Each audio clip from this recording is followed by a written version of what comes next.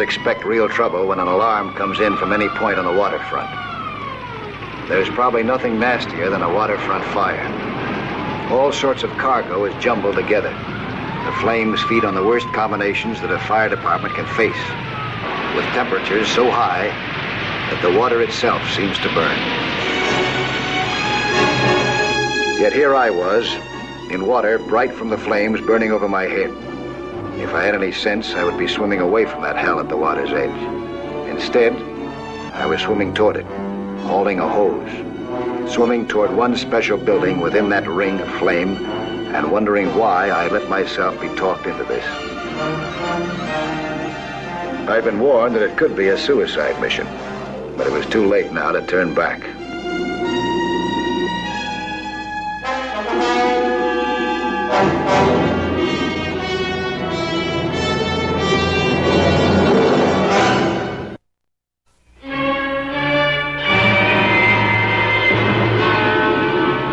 The day had started out like any normal day. I was making a routine inspection of some underwater cable, looking for spots that showed signs of wear.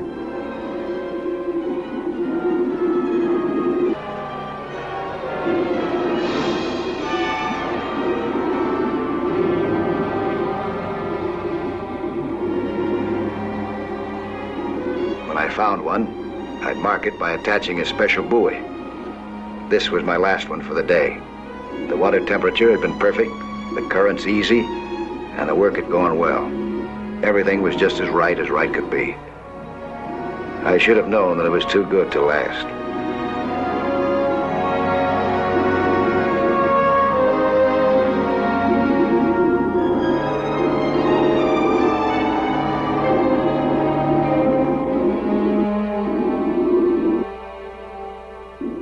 Less than 2 minutes after I reached the surface, I was in an amphibian plane heading back toward the city. There was hardly any time for explanations. All the pilot could tell me was that he had received an emergency call from Jim McVeigh, the head of the fire department. McVeigh had asked him to locate me and bring me in without a moment's delay.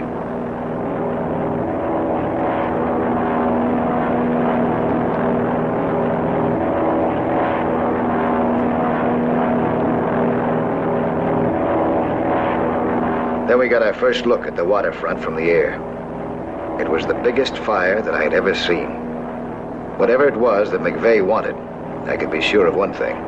That was no picnic waiting for me, or anyone else down there.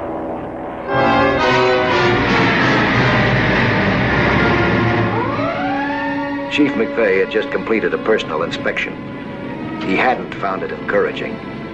The situation was getting more desperate by the minute.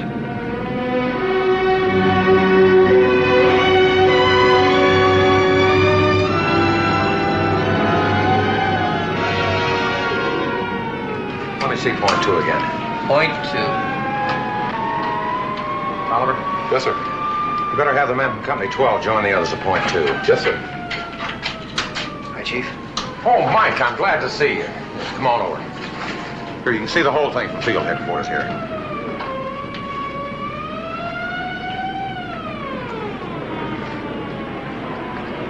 We've got widescreen television cameras now at all the key points. Oh, that's a terrible fire. Tolliver, has Fireboat D been shifted? Yes, sir, but that's as near as it can get. Mike? Look, there's a building right in here with the edge of the water in between these piers, where a chemical supply company stores all the stuff it imports and exports. Now, just a little while ago, we learned Mr. Rawson here, he's the owner. There's half a ton of a special powdered compound in there, illegally, with an explosive force 30 times greater than dynamite. We just hadn't had time to move it. Well, if it goes up, Rawson, you'll be held criminally responsible. And if it goes up, Mike, that whole section of the city will be on fire in seconds. I don't know how many people will be killed. But the flames haven't reached the building yet. You said, Mr. Now, Nelson. somebody has to reach that building before the fire does. 12 of my men have tried it, 4 have been badly burned. One man moving underwater might have a chance to make it and get back. How do you figure that? We have a large water intake pipe we use for cooling chemicals. It's down in here, in between the piers. It runs right underneath the building. Chief, I'm not a trained fireman. Even if I did get through, I wouldn't know what to do after I got there. The only thing you have to know is that the compound is stored in large sacks. You cut the sacks open and wash it away with water. Once in water, it's harmless. Roger and over. Chief? Instruct Fireboat K to assist Fireboat B. Yes, sir. Look, Mike, water has to reach the compound before fire does. Come here. Look, this fireboat would be your base. They'd unreel the lightest hose we've got. You've got to try, Mr. Nelson. I'm desperate. I'm sorry, sir. Word from the hospital. Timmons is dead. How much time's left before the building might go?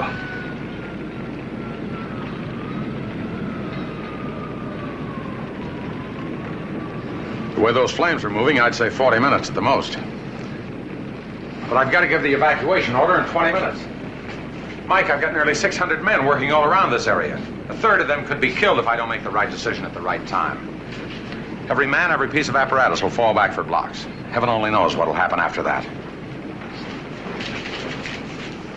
Well, looks like I'm elected. I want to level with you, Mike. If the building goes, and you're still anywhere near, you'd go too. Well, let's hope it doesn't go, huh? Bring in Fireboat E. Yes, sir. Fireboat E. That's perfect.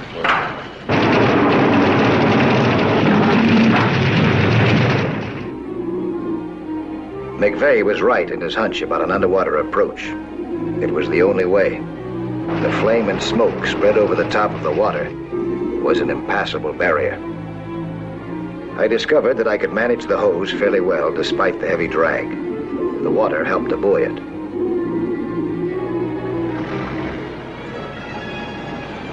Roger. Roger and over. Chief, point zero reports that the wind's becoming brisker. Estimated 14 miles per hour. Get me point 8. Yes, sir. Point 8. Yes, sir. Point 8.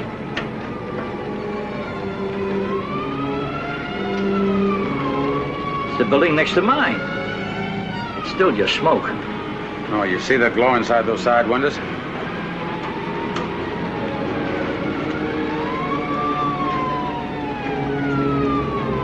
Oliver, notify all points alert for evacuation. Yes, sir. Condition yellow. I'm sorry, Chief. Does that mean Nelson turns back? Not till we tug back on his hose, that's his signal. You can't let him turn back yet.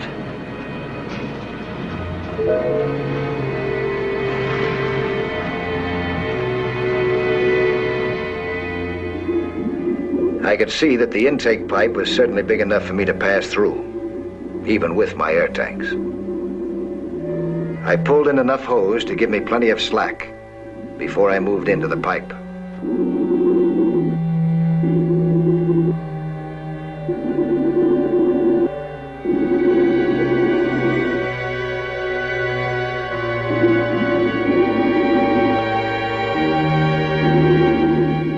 I had been warned about the wire screen a few feet inside.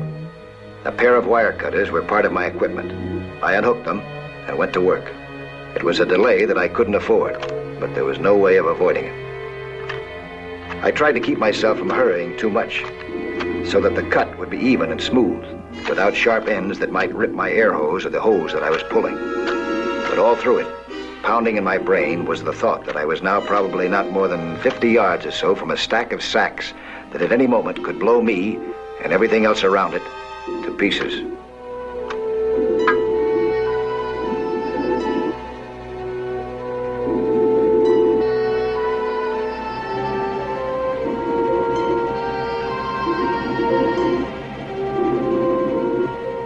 The way was open, but was it a one-way passage?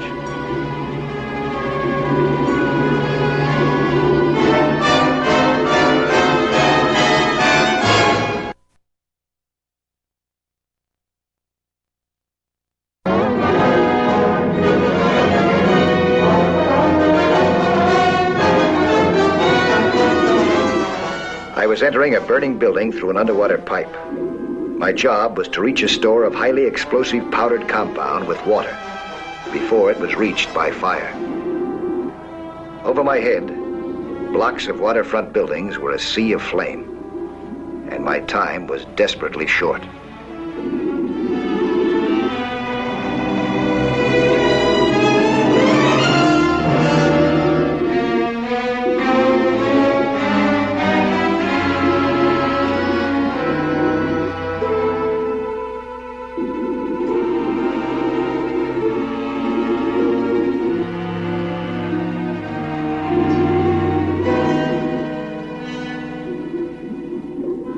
I was making progress. Then suddenly I was stopped. The hose wouldn't move. I wondered whether this was the alarm signal from the fireboat, the signal to get out, and fast. But that didn't seem likely, this soon. Either the situation was now completely out of hand, or something else was wrong.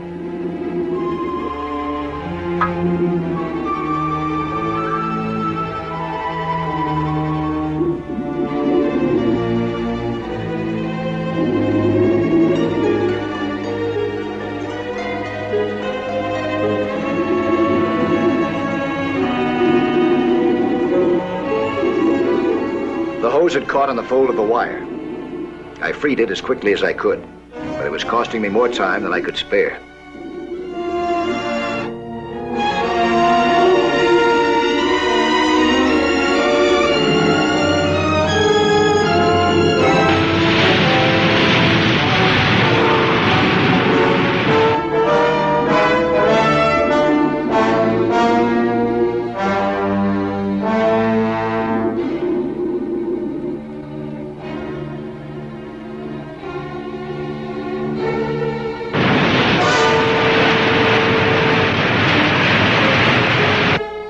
I had to make up the time that had been lost by hurrying back at top speed, when I should have been conserving strength and air.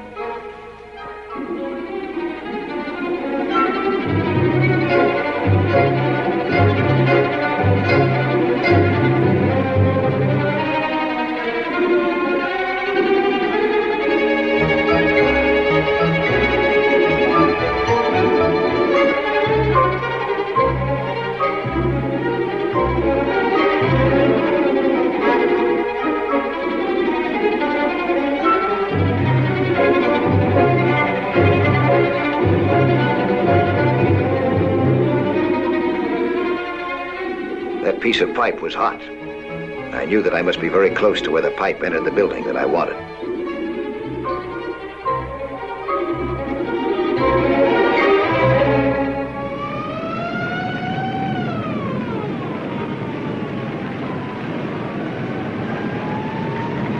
That was Mariner Pier, Chief.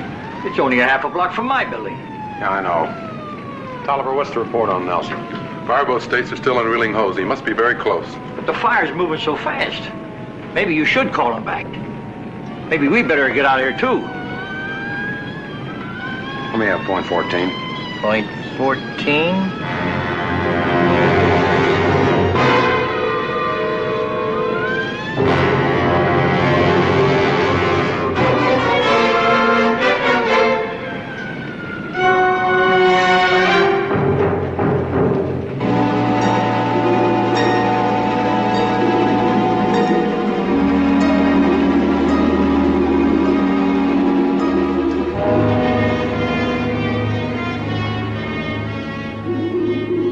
I had reached the connecting intake. I moved upwards to look it over. They had instructed me on how to dislodge the covering, but I wanted to make sure that it would yield before I pulled in more hose.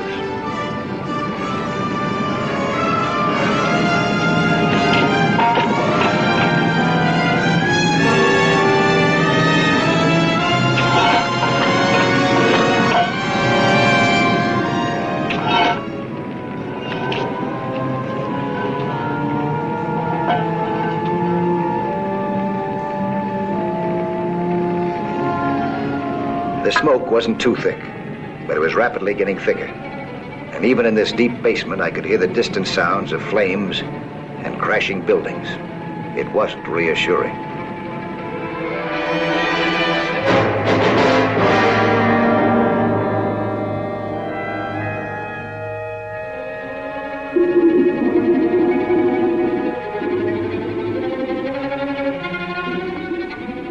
The fireboat was still letting me have hose.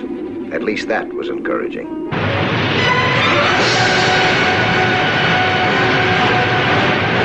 By now, the hose felt like lead.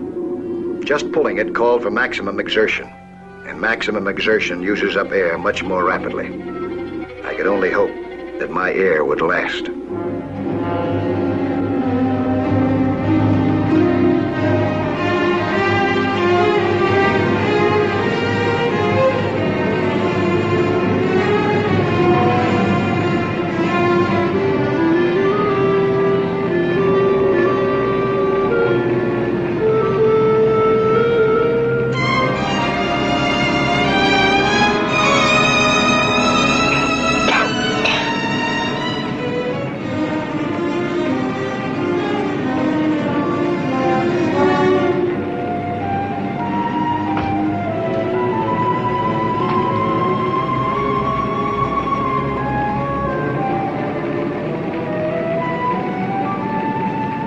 I thought that I might conserve air by not using my tanks in this basement until I absolutely had to. And now the smoke was just too thick. I went back to my own air supply.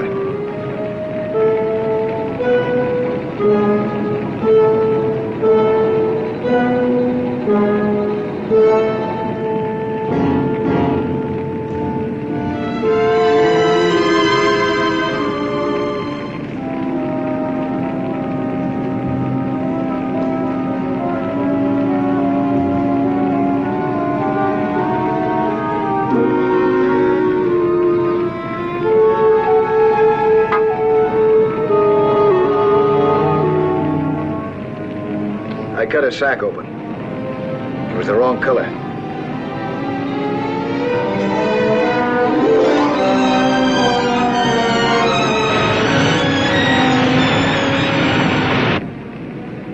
These were the right sacks, stretching back in a long, narrow row.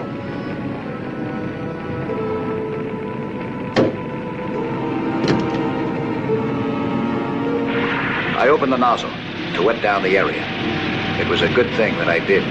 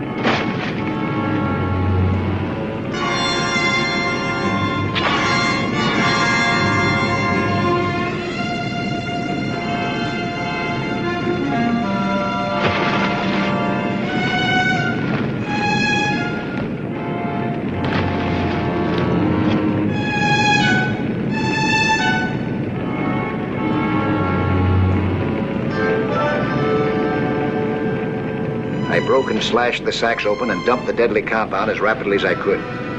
I could tell that the sounds above me were becoming louder. There were flames somewhere in this building, and by now, not too far away. I pulled the sacks with a new desperation.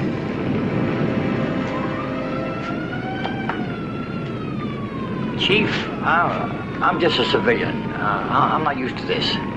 If you don't need me anymore, I'd like to go. Yeah, I think maybe you better get out of here, Ross. We may have business with you later.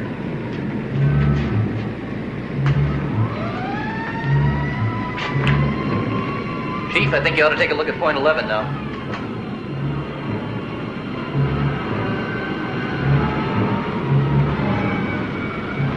Tolliver, evacuate all units except Fireboat E. Yes, sir. All units except Fireboat E, condition red. All units except Fireboat E, condition red, over. Should I start to dismantle this equipment, Chief? No, that order doesn't apply here. Not yet. Yes, sir.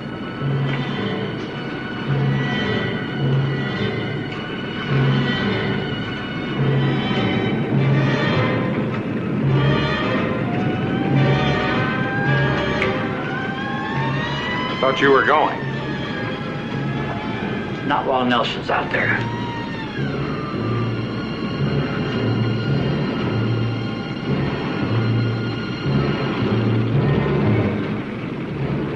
Chief, report from Fireboat E. Nelson's hose has begun to draw water. He must be in the building. And there's still a chance. Shall we cancel condition red? No, Tolliver, that's all it is, just a chance.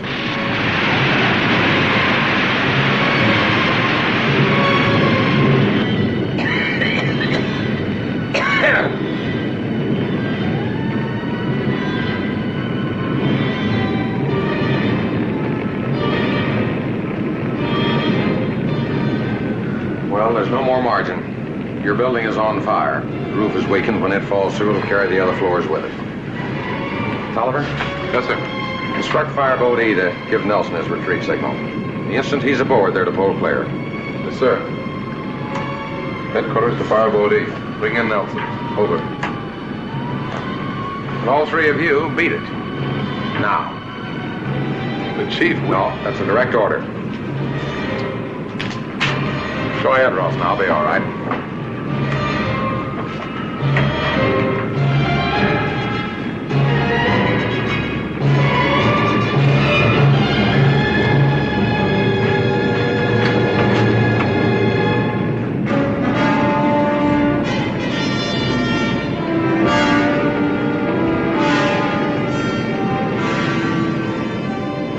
sacks seemed twice as heavy as before.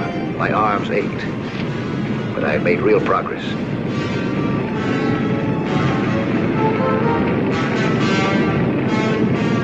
I felt a tug in the hose, my signal to get out.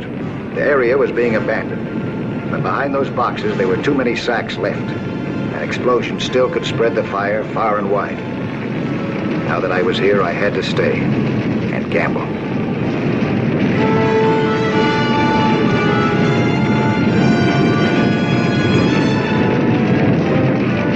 Still no sign of Nelson? Wait exactly 2 minutes. If he hadn't returned, cut the hose free and fall back.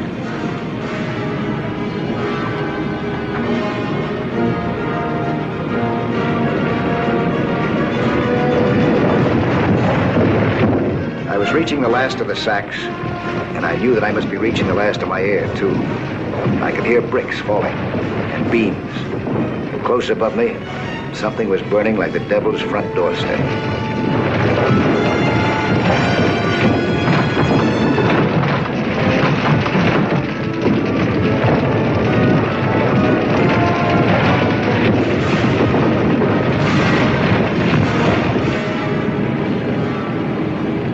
This is Chief McVeigh. You can disconnect these lines. I'm moving back to point 14.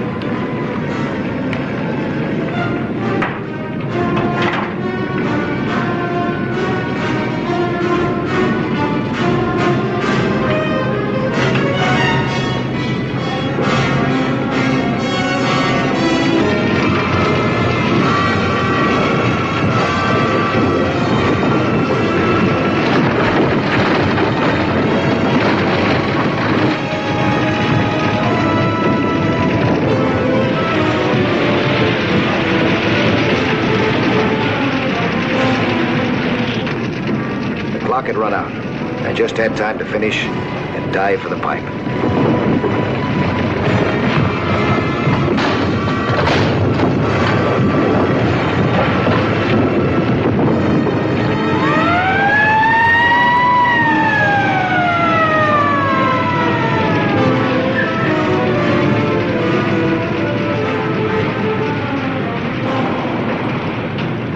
The buildings were collapsing, but without an explosion. McVeigh knew that the mission had been accomplished. There was no happier man in the entire city when he saw my bubbles coming up to the surface, except one, me.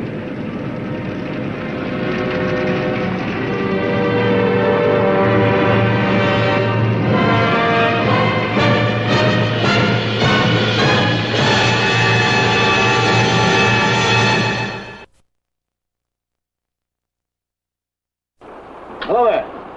I'm Lloyd Bridges.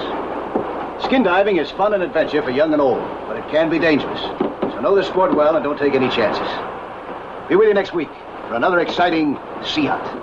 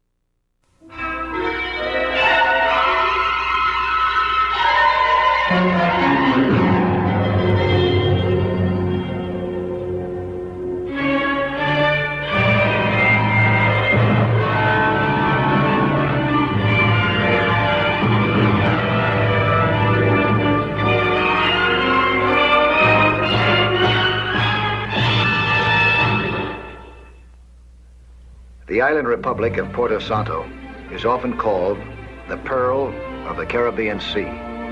Of course, we often forget that a pearl is the disease of the oyster. The island republic had its own disease, General Gomez.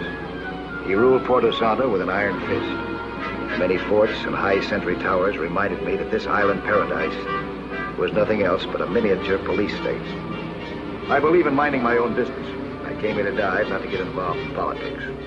At least this was my intention. Driving through peaceful lagoons made me forget the high tension around me. There was to be a general election in 3 days, and I didn't even know that Professor Mikado was the leader of the opposition. Nor did I know that one day soon, I'd have the dubious pleasure of meeting him 15 feet underwater. The scenery underwater was just as picturesque as it was above. I was testing an improved scooter. There were other skin divers there, too, watching. A pretty girl and her underwater playmate. I wasn't aware then that they had a special plan for me and my equipment. One that I would long remember.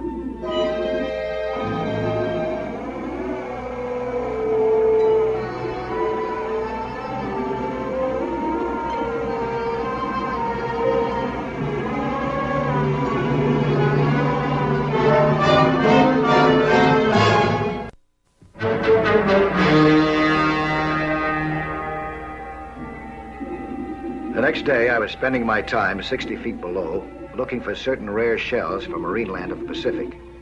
I filled my sack with a few collector's items and began to surface. My timing was all wrong. I was held at bay, at gunpoint, and witnessed a very bloody battle between some revolutionary students and some policemen of General Gomez.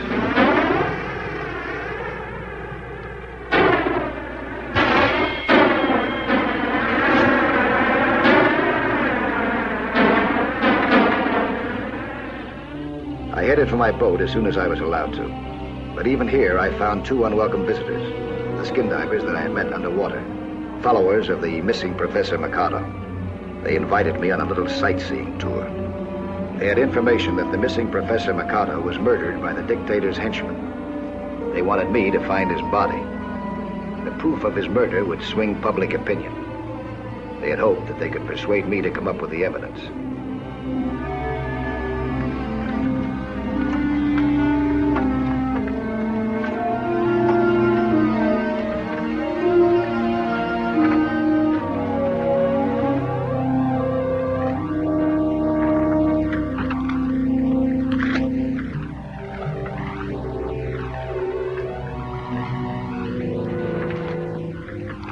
The last thing in the world that I wanted was to get mixed up in a local squabble. But if these 2 students were telling the truth, human rights were being violated in a way that no one could ignore. But were they telling the truth?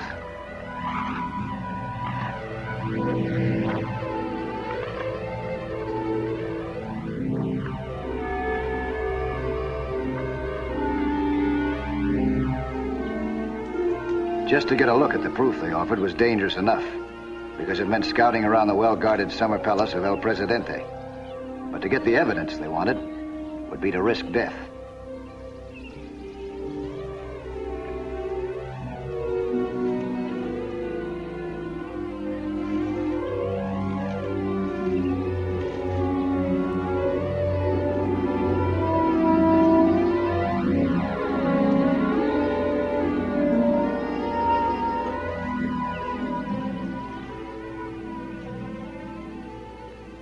You want proof, senor? These will give it to you.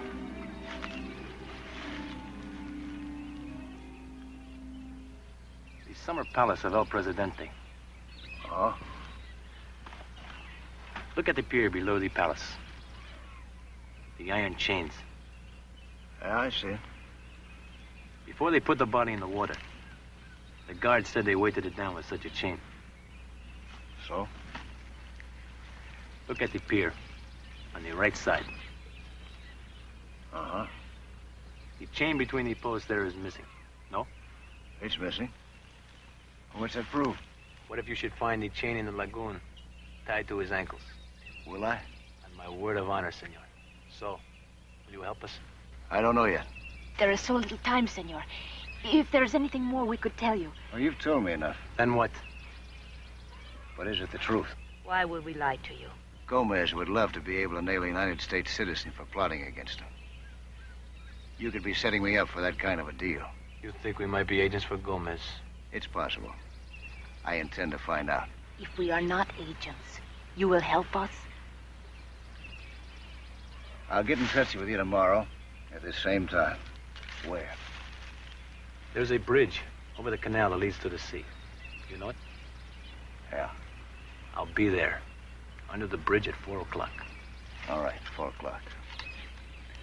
Let's get back to the boat, huh?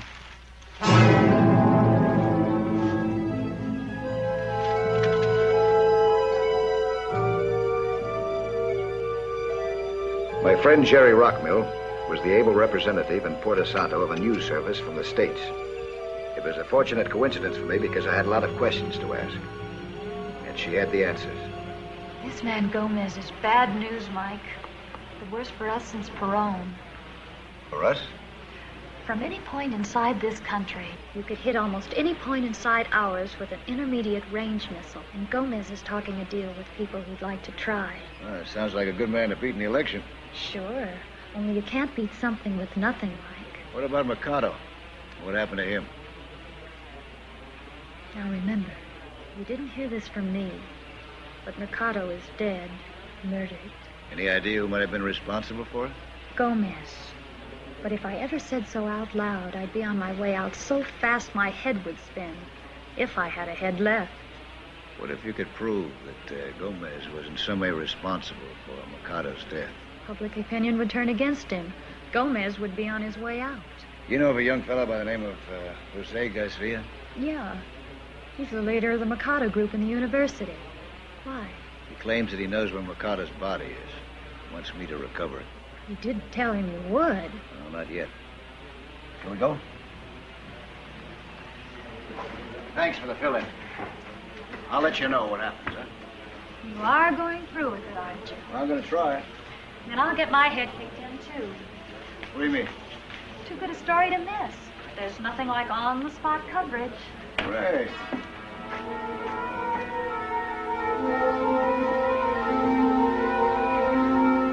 I was right in the middle of something. Something that I should have kept out of.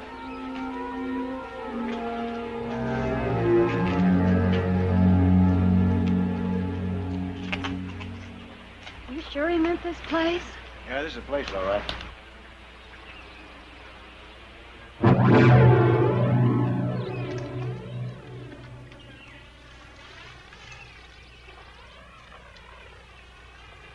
Garcia? Yeah. They certainly made sure that he was dead. If I'd have done what he told me to do last night, this wouldn't have happened. Well, you had to be sure first. You couldn't stick your neck out. Yeah, well, I'm going to now. And this is my party. You're not invited. Hey, look, I'm a gate crasher from way back. But we better get out of here. And now. Yeah. Gomez would love to put this on us.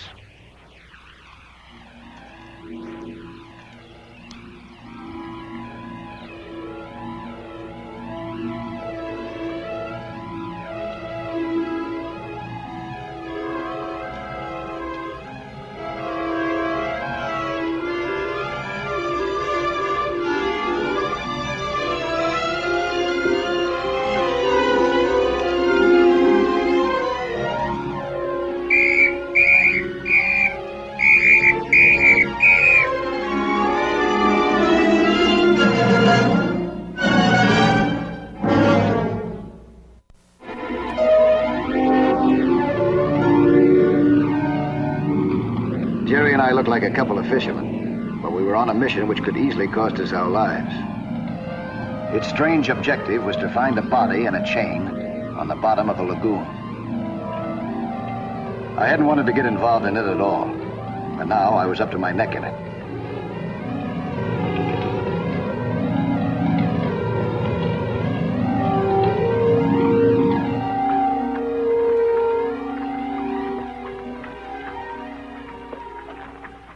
Isn't that an awful lot to carry? 2 tanks of air?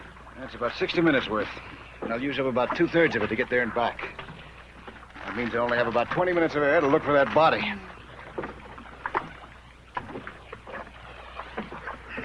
Wouldn't it be safer to move in closer first?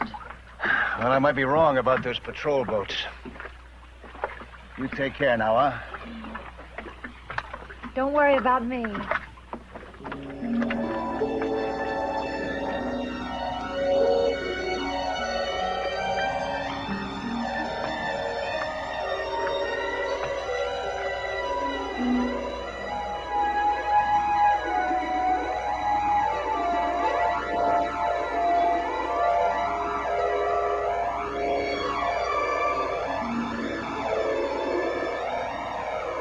The lagoon was pretty far away, but because I had the scooter, unless I ran into trouble, I could count on hitting the entrance in about 15 minutes.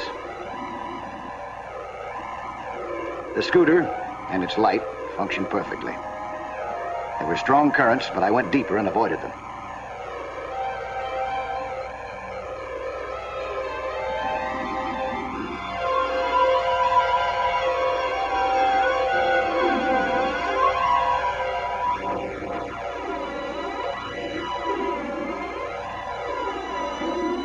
"14 minutes after I'd set out, I entered the lagoon, and I began to search for the pier.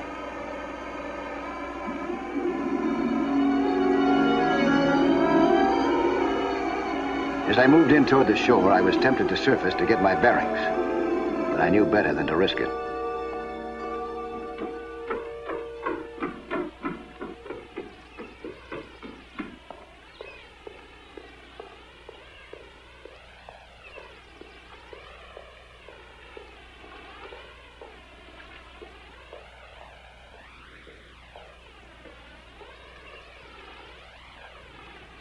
You have seen something, Ramon? Yes, Lieutenant. A boat. It has been out there for some time now. For how long? 20 minutes. It is probably nothing. Where the safety of our president is concerned, nothing may be overlooked. Yes, Lieutenant. She is alone. On a good-sized fishing boat. Does that not seem strange to you, Ramon? Yes, Lieutenant. What do you think we should do about it, Ramon? Go out and investigate? Yes, Ramon.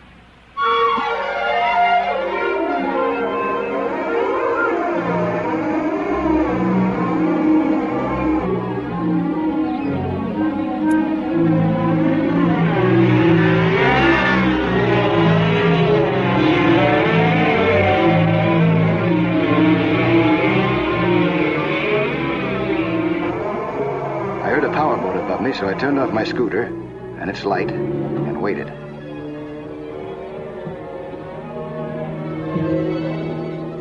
It passed without stopping, and I continued.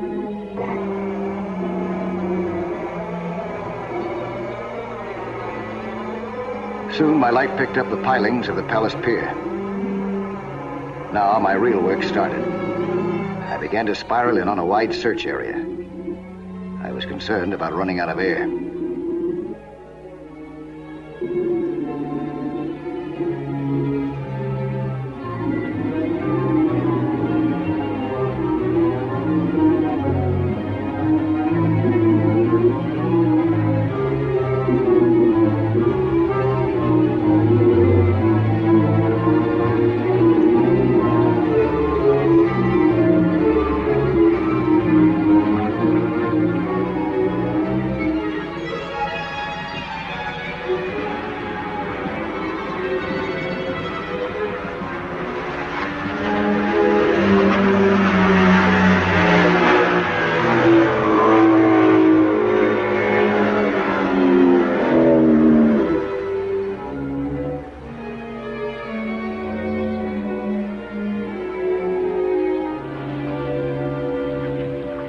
Senorita. Permit me to present myself. I am Lieutenant Perez of the Palace Guard of His Excellency El Presidente. Good evening. And whom do I have the pleasure to be addressing? Geraldine Rackmore. I'm a United States citizen. Ah, but of course, Senorita. Who but a North American woman would be fishing at this hour alone? Well, I guess you're right, Lieutenant. I am alone. But just to make certain, a formality only, I assure you. You will permit my man to search your boat. You won't find anything. I do not expect to. Ramon, investigate. And what luck have you had, senorita, with your fishing? Not so good. I just lost a marlin. You did? It's amazing. Yes? There are no marlin in these waters.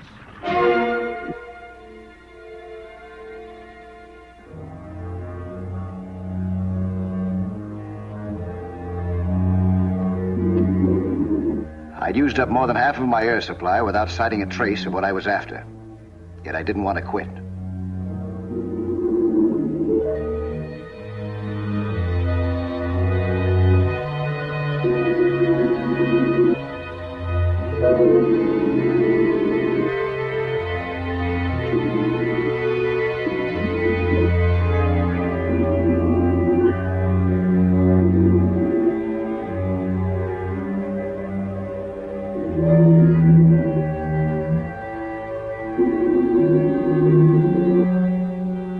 Then I saw it.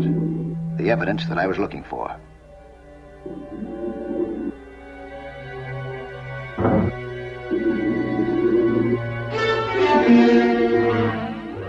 A length of heavy iron chain.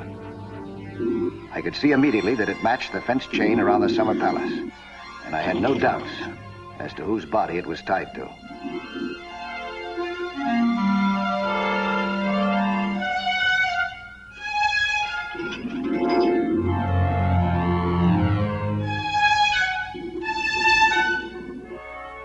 I'd need proof to show that it was Dr. Mikada's body, so I took from it what I needed.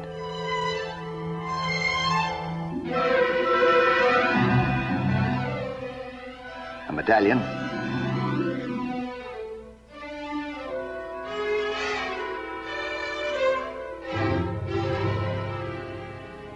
and an identification bracelet.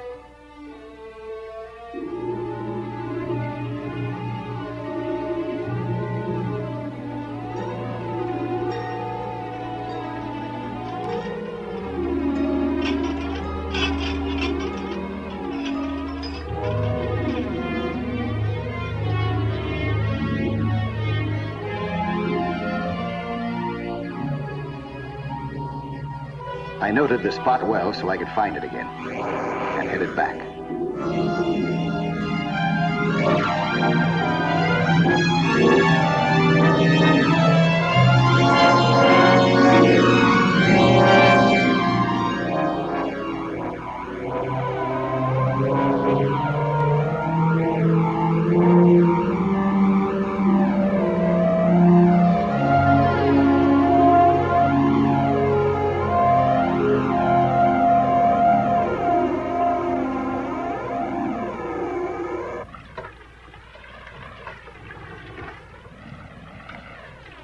I found this in the cabin. This boat is registered to a Mike Nelson. Excellent. Mr. Nelson, loan me the boat. He is perhaps a skin diver? Oh, no, that's my equipment. Yes? What are these cylinders filled with? The tanks? Oxygen. Then I beg of you, do not use them.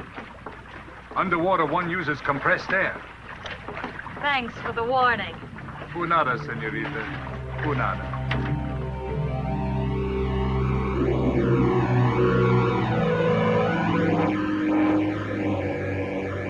I got out of the lagoon and into the open sea without any trouble.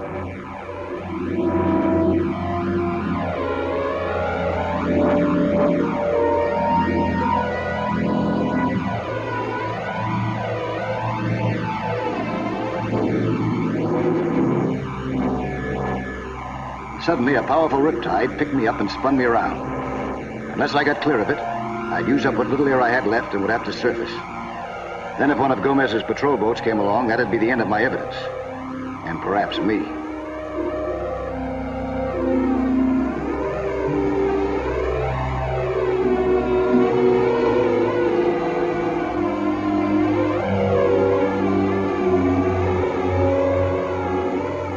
I fought against it with all my strength. In less than 10 feet from the surface, I managed to get clear. I continued toward our boat and hoped my air supply would still get me there, underwater. I knew I must be very close to the boat.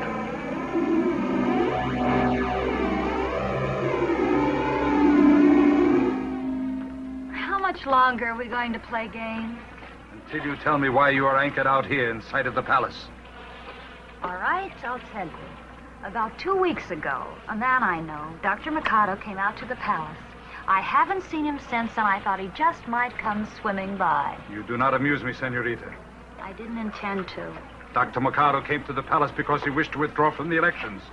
He knew his cause was hopeless. El Presidente gave him the opportunity to leave the country. Mikado took it. I think you really believe that. El Presidente told me himself. Why should I not believe it? Why? Because it isn't true. You dare to say El Presidente lied?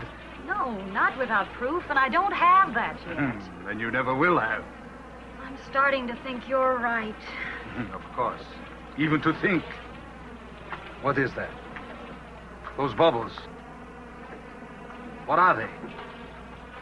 Could be Dr. Mikado. Or Mike Nelson. Ramon. Get her out of sight. Conceal yourself also.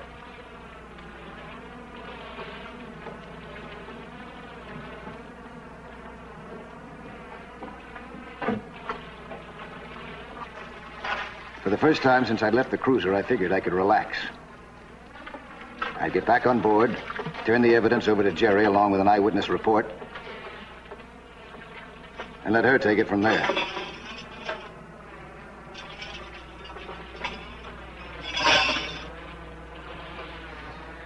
Jerry, I'm back. Senor Nelson, you are under arrest. Where were you and what were you doing? I don't have to answer your question. You will, senor. Ramon.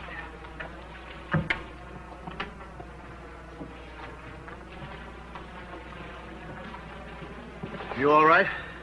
This is Lieutenant Perez from the Palace Guard. Now you will answer my questions, so that the senorita will remain all right. Where were you? In the lagoon, below the palace. Why? I wanted to find out if your president was really a murderer. I found out. He is. You found Dr. Mikado's body? Say yes and you will die with a lie on your lips. Well, there was a body, and there were 3 bullet holes in the back. I'd say it was about 2 weeks ago. Wasn't that about when Mikado disappeared? Lies. Lies.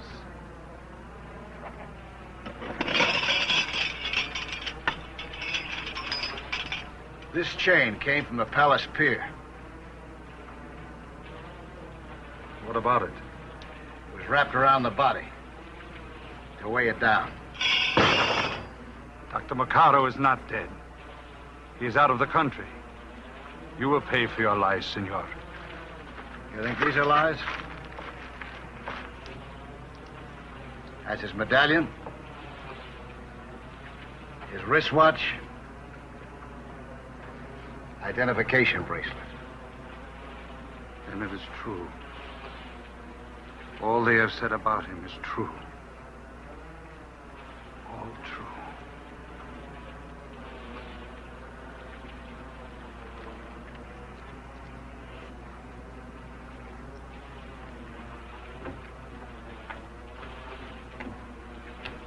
If you don't want to run into the night patrol boat, take a northwesterly course. Thanks, Lieutenant. Lieutenant Perez was a patriot after all. His love for his country and its laws was stronger than his personal loyalty to its president. The evidence that we had found was given to the opposition party. Public opinion soon defeated Gomez.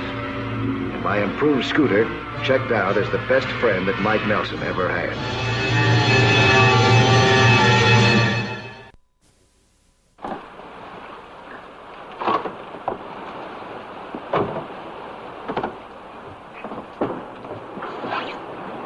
I'll be back next week at the same time with another sea hunt story. Plan to be with us again, huh?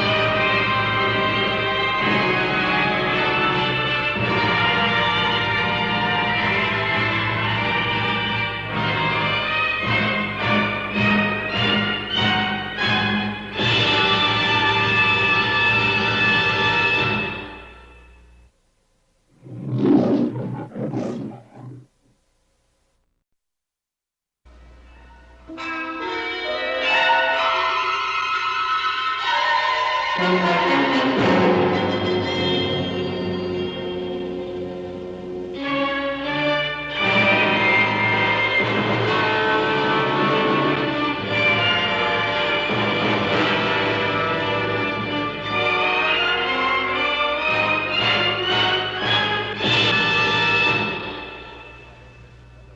was minding my own business underwater when the police chief of a coastal city came looking for me. Oh, there's his stuff. He must be underwater. Hey, I've got an idea how to get him.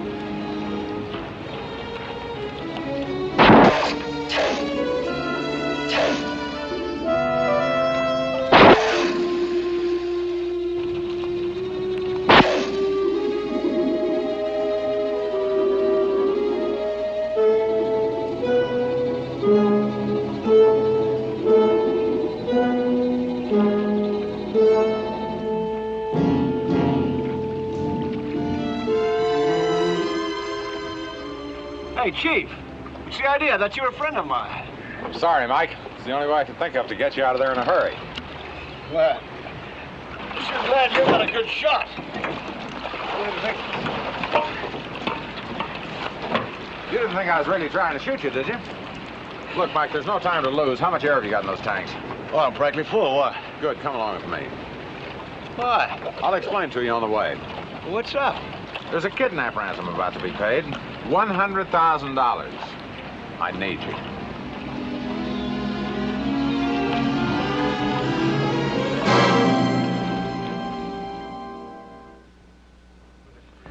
I was being rushed through the streets in an unmarked car by Police Chief Al Clark. We were on our way to the scene of a ransom payment. But I still had no idea who was kidnapped or what I had to do with it.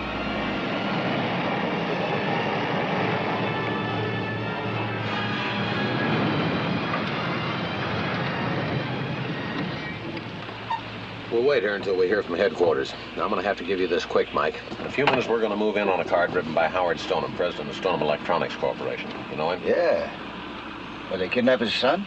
No, this is really one for the space age. This $100,000 is not being paid to ransom a human being. It's to get back 6 memory tapes.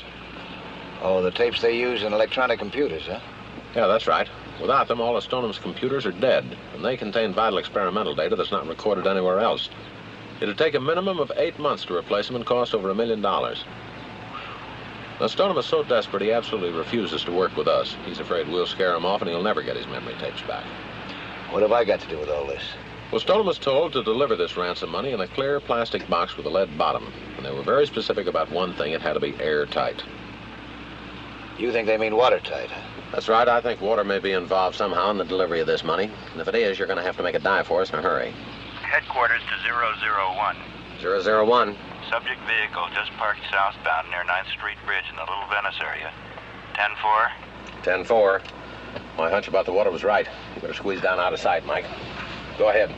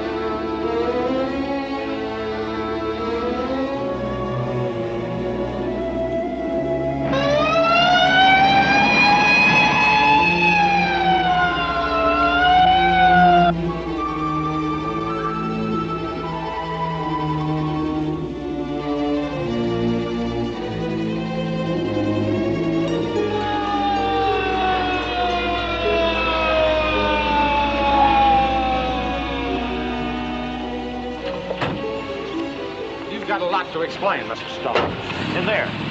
I threw the ransom in there. That's what came up. It's down there, Mike. Can you get it? I'll try.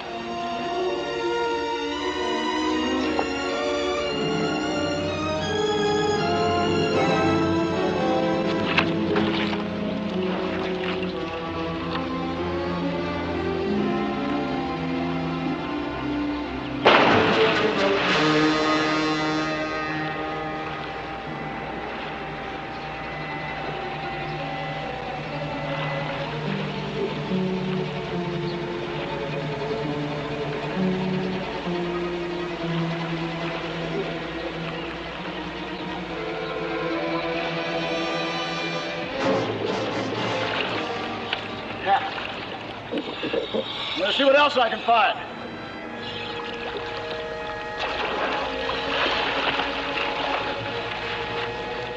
Whoever had that money box had a start of several minutes. If I moved quickly, I might overtake him. Or them. I went all out. The canal was part of Little Venice, a complicated network of lagoons and canals. Suddenly, I saw a wall of concrete just ahead. I was in a junction of some kind.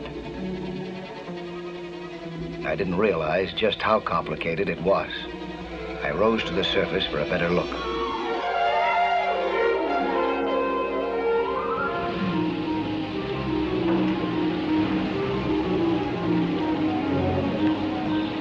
The canal split to the left and to the right, and another branch came in just a few feet further down.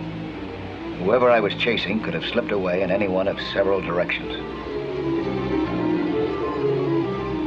It was hopeless. I gave up and made my way back to the bridge where I had started. Whoever had picked Little Venice for an underwater escape had picked the perfect place.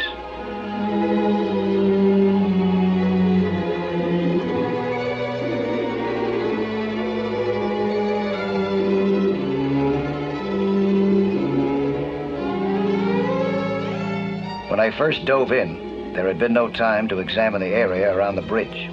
So now I searched carefully for anything revealing.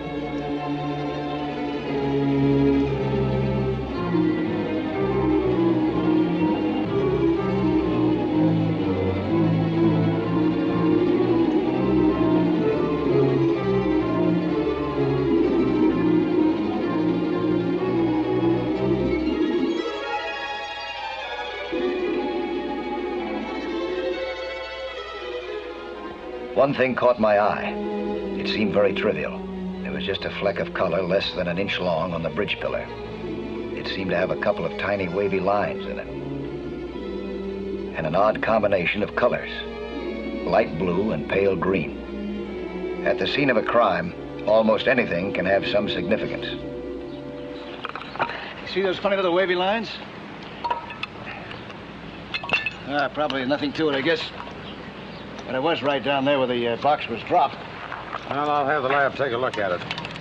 You saw absolutely nothing else down there. Not a thing. A diver can vanish down there faster than anything I've ever seen. Well, divers. Could have been more than one, I guess, huh? No, Mike.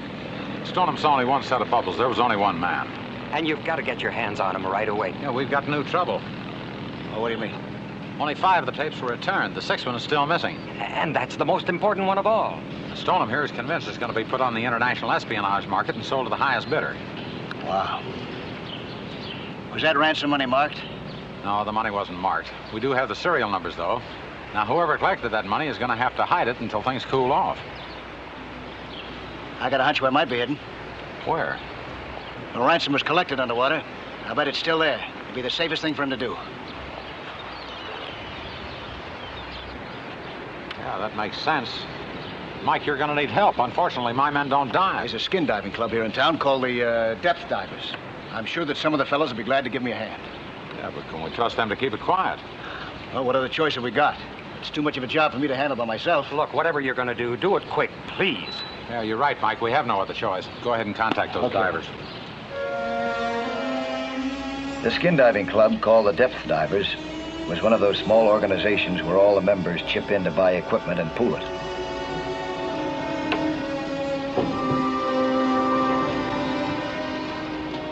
I found the clubhouse without any difficulty. I looked idly at the club poster on the door. Suddenly, something registered, like an electric shock. The insignia was an odd combination of colors. Around it was a border, 2 wavy lines, interwoven. The fragment that I had found at the bridge must have come from an air tank belonging to the club. Can I help you? No, thanks. I'm sorry to bother you. I was looking for Owen's boat yarn. Oh, that's all right.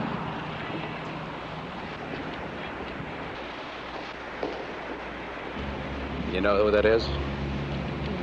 Mike Nelson.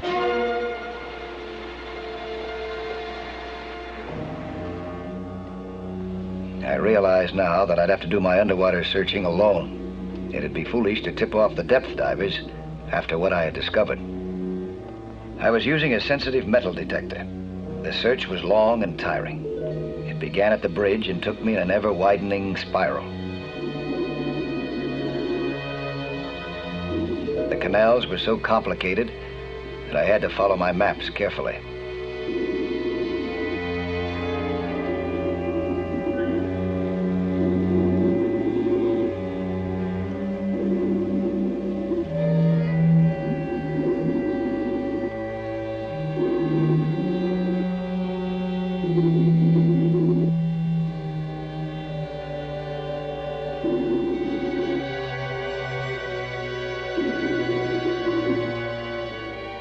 Meantime, Clark's men were quietly checking on the entire membership list of the club.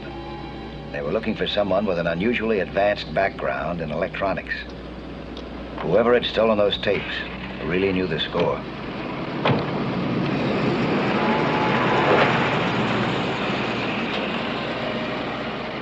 At last, I got a very powerful signal. It seemed to be coming from the surface as well.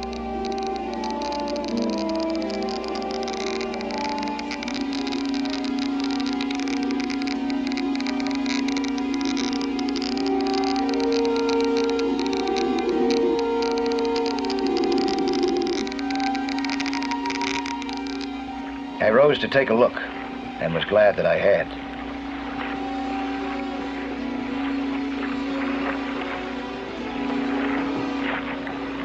This was where a huge power plant sucked in large quantities of water. The signal on my detector had come from this installation.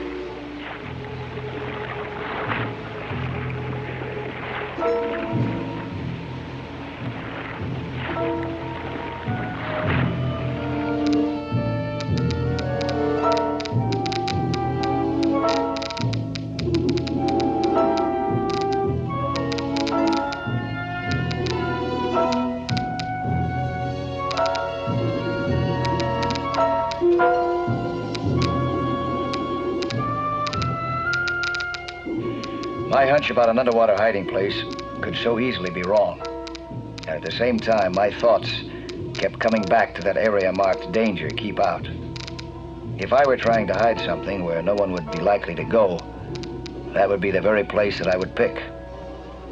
There was good logic to it.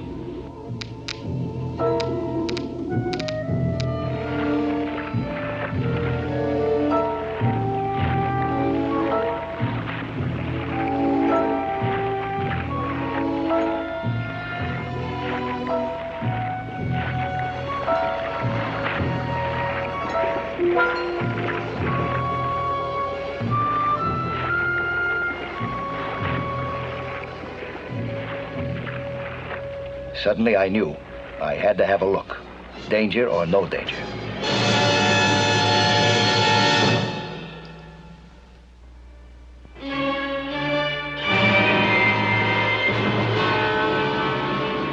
I was hunting underwater for a box of ransom money and a stolen electronic memory tape of great value. My search had taken me to a dangerous area. It was the water intake for a large plant. The pumps seemed to be off. I didn't know for how long. This crime had been masterminded by someone with an exceptional scientific background, someone with a broad knowledge of electronics. For all I knew, this could be booby-trapped, and in some fiendish new way. I couldn't know what to expect. Nothing seemed to happen.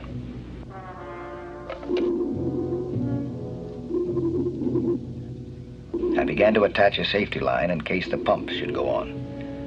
I didn't know that the tunnel was wired to send a radio signal to a fast speedboat moored back at the depth diver's dock.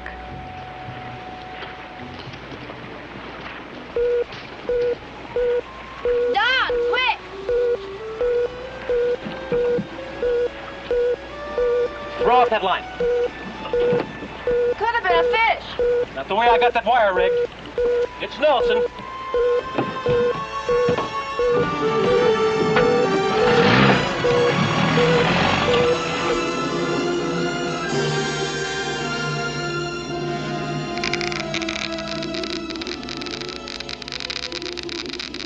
I found the box immediately. This was it, all right.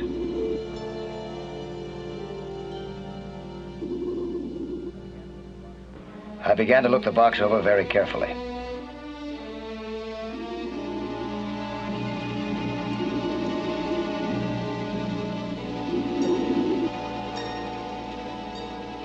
I decided not to touch it before notifying Chief Clark.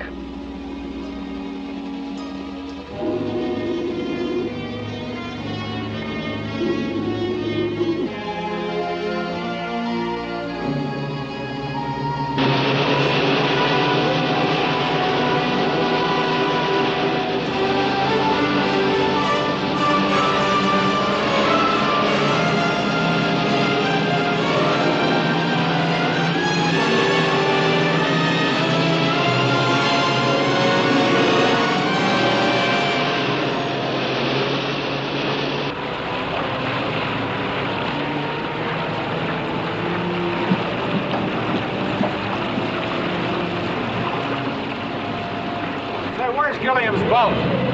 We just left. How long ago? Just a few minutes. You know where she went? She ain't out in the bay. She's back in the lagoon someplace. Okay, thanks.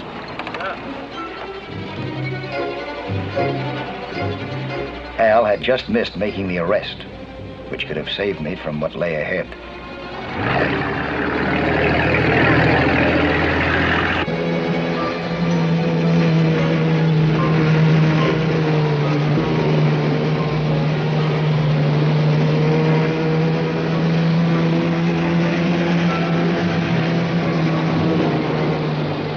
I was free of the danger area, I thought.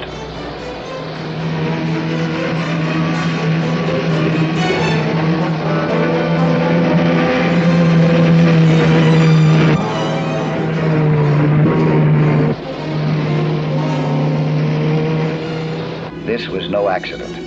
The boat had been aimed right at me.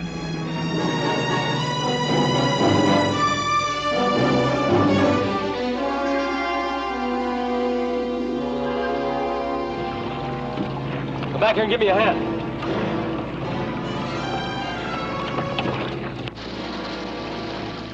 Water can't be too deep here. Get the spear guns. What about the revolver? Ah, too loud.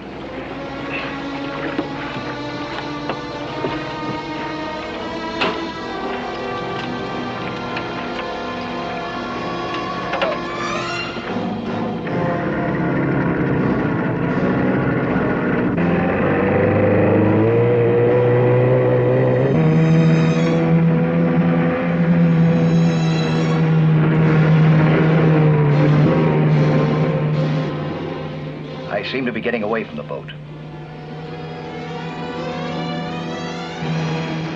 And then, the next moment, it was bearing down on me as if it had eyes.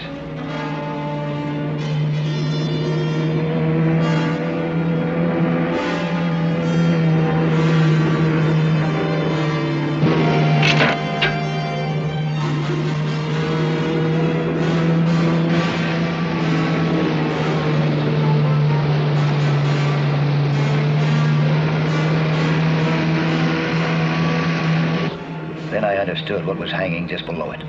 A miniature electronic device, modeled after anti-submarine sonic gear, apparently so sensitive that it could track the location and movement of an underwater object the size of a man. I didn't know that the couple in the boat were an experienced, skillful team at spear gunning game fish. This time, I was the target.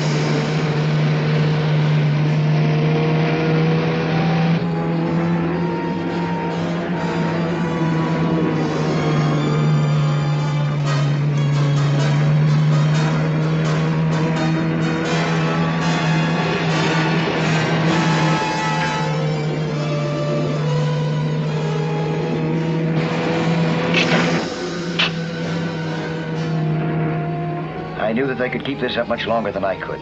I had to cripple that boat somehow, to have any chance at all. Either knock out that electronic eye, or disable the propeller. The propeller was more dangerous, but that would stop the boat dead. That was my choice. My air tanks might do it for me, but without air, I would have to surface. After that, I'd make a run for it.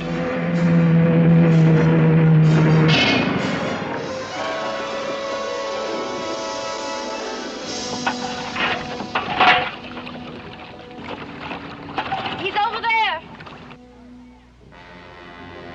Well, he's tired out by now. I'll get him.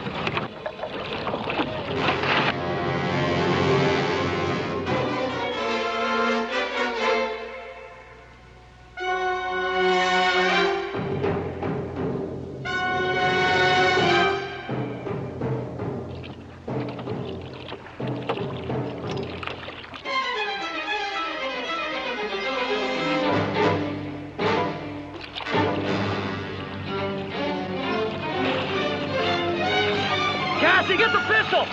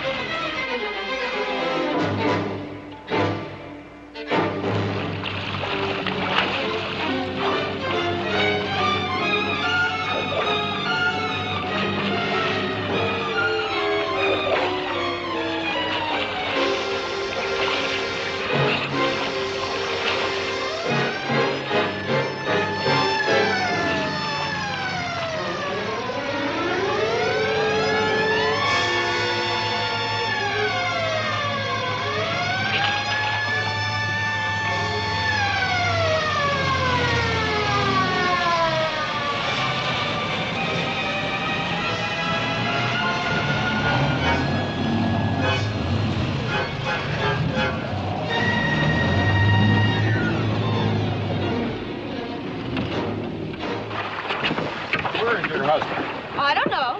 I've been here alone all day.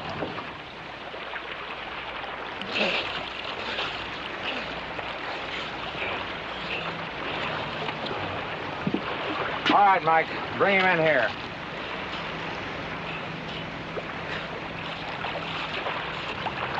Take him on aboard.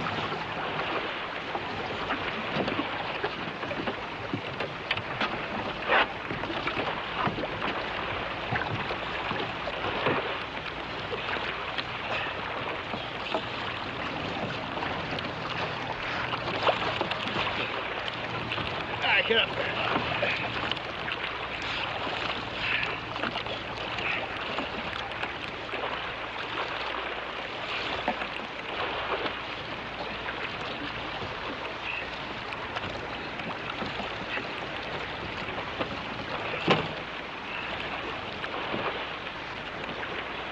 Boy, am I glad to see you, Chief. Those are the two who should be saying thanks, Mike. This way they may get off for 20 years. 1 minute later, the charge might have been murder. All right, let's tie that boat on behind, tow it in, and get back to land.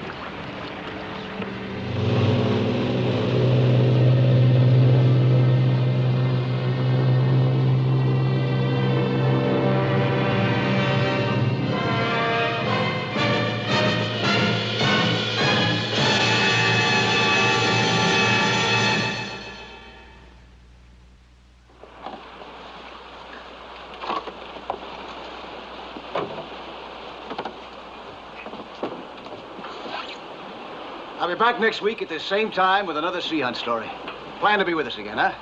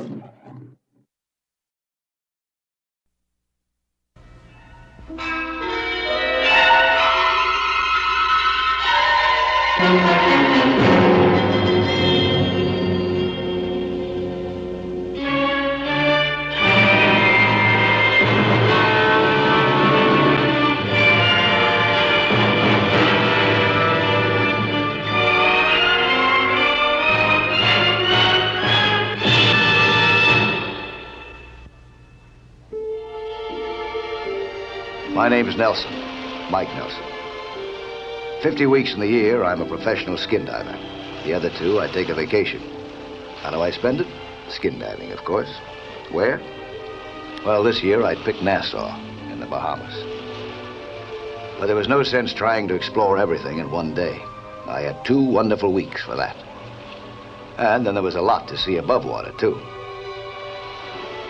I'd go to my room, take a shower, and then explore Nassau topside. This vacation was going to be spent just the way I wanted. For once, no one was going to tell me what to do. Mike Nelson? Yeah? All right, Vince. My vacation was over. And maybe my career as a skin diver, too.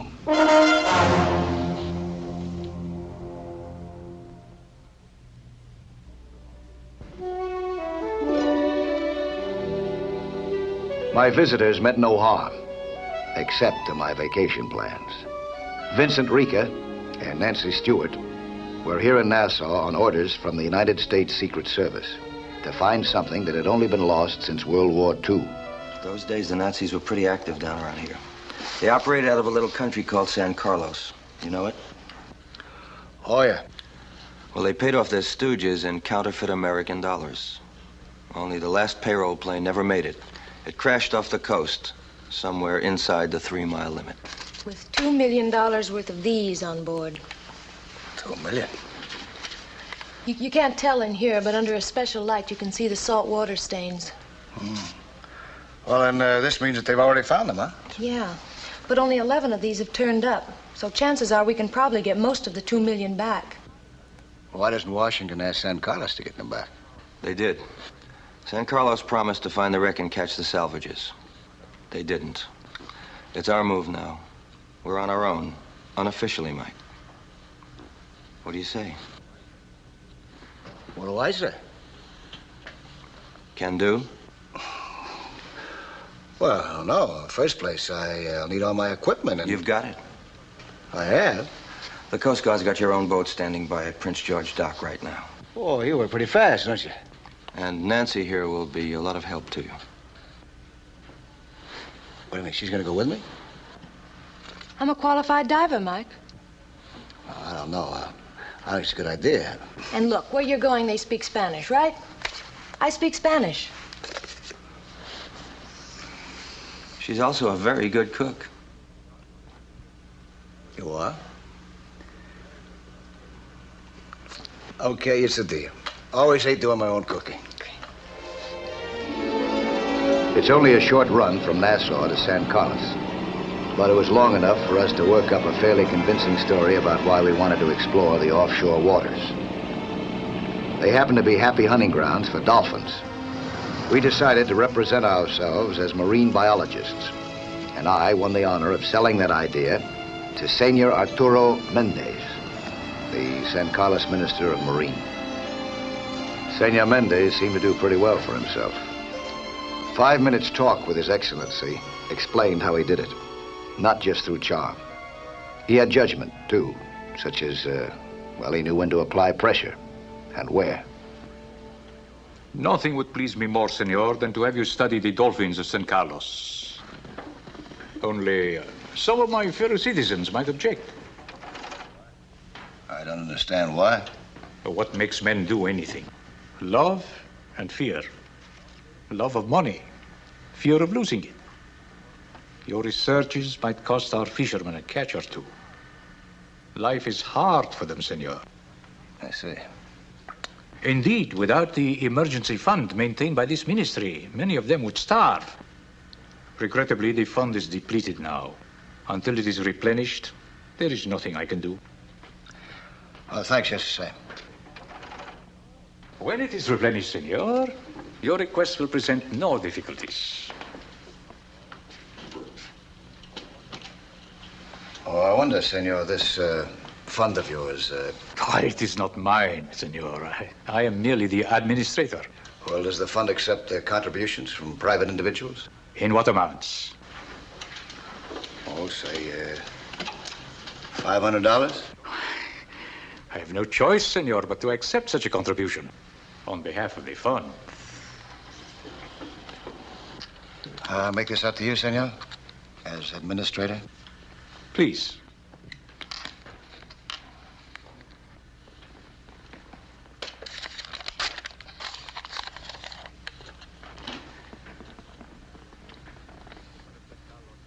The fishermen of San Carlos thank you, senor. May good fortune attend your research. You will have your permits within the hour. The coastline of San Carlos is only 53 miles long, and we were able to rule out the inshore fishing grounds in advance. Had the plane come down there, by now some trawler would have snagged the wreckage in its drag lines. That left a relatively small area for searching, and with an underwater TV camera to sweep the ocean floor for us, it didn't look like too rough a job. But for quite a while, all that came up was sun-dappled pictures of ocean floor. Then we spotted something a lot more interesting. Just what, we couldn't be sure.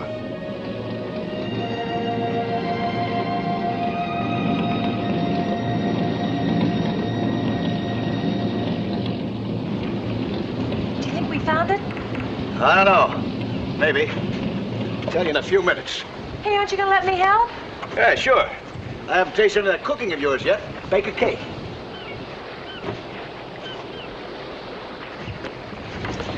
See you on TV.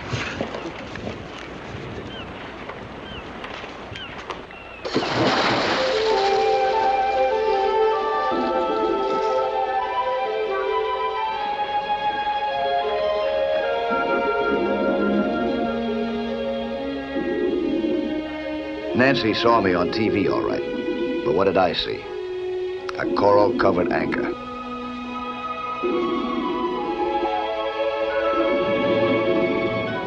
So it was back to looking at the ocean floor again.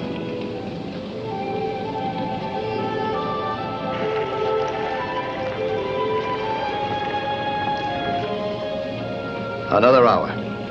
The scenery was beautiful, but that wasn't what we were after.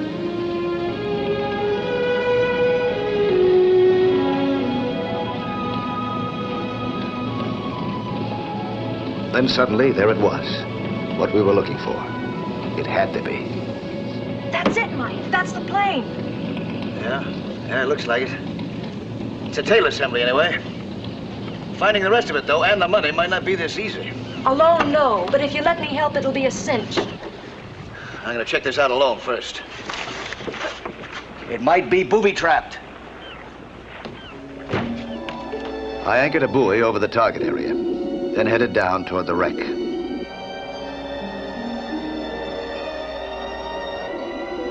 It wasn't booby-trapped, except by Father Neptune. He had planted some spiny sea urchins aboard.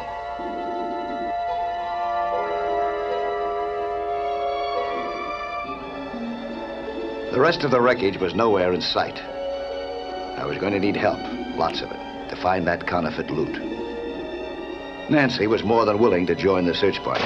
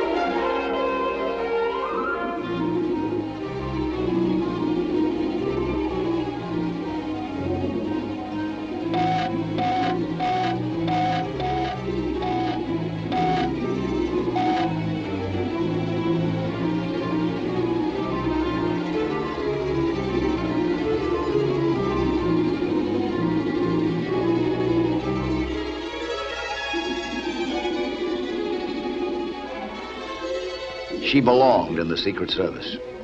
She found the first money box. It opened easily, too easily for anything underwater all this time, which meant the other salvagers had opened it first and removed a few samples.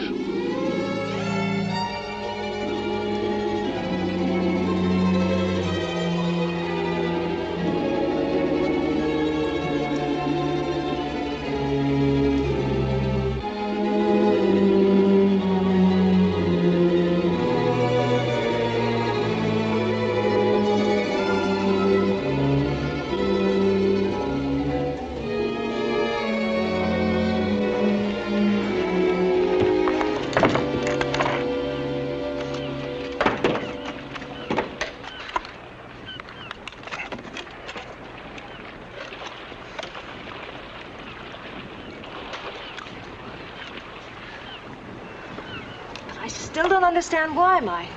Why didn't they take it all once they found it? I have no idea. Unless they had to clear out all of a sudden. And when they came back, they couldn't find the wreck. Well, it's lucky for us they quit. Looks like they're back on the job again. I think they wrecked our compressor. Yeah, I guess they figured they'd put us out of business once we let them back to the wreck. Are we out of business? I don't know. I think I can fix it. It's more important that I fix them.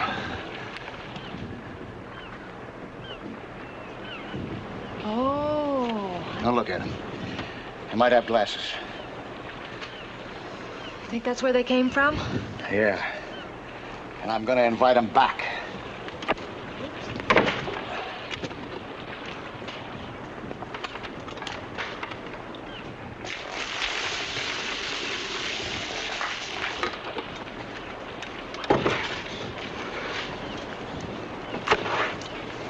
What are you? Go ahead with what? Do some pasting.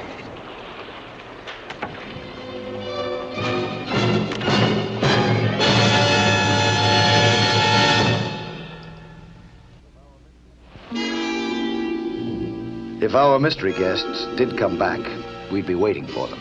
Not on board, of course. 20 feet below our cruiser instead, where we could spot anything coming alongside. We didn't have to wait very long.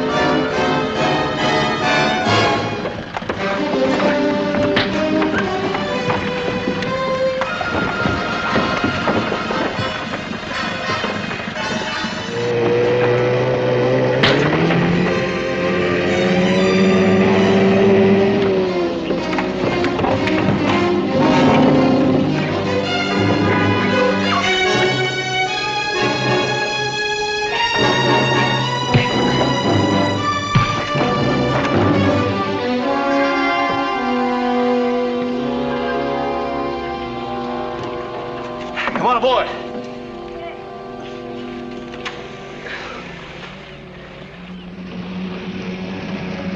Well, at least you got one of them. Yeah. He'll tell us what we want to know.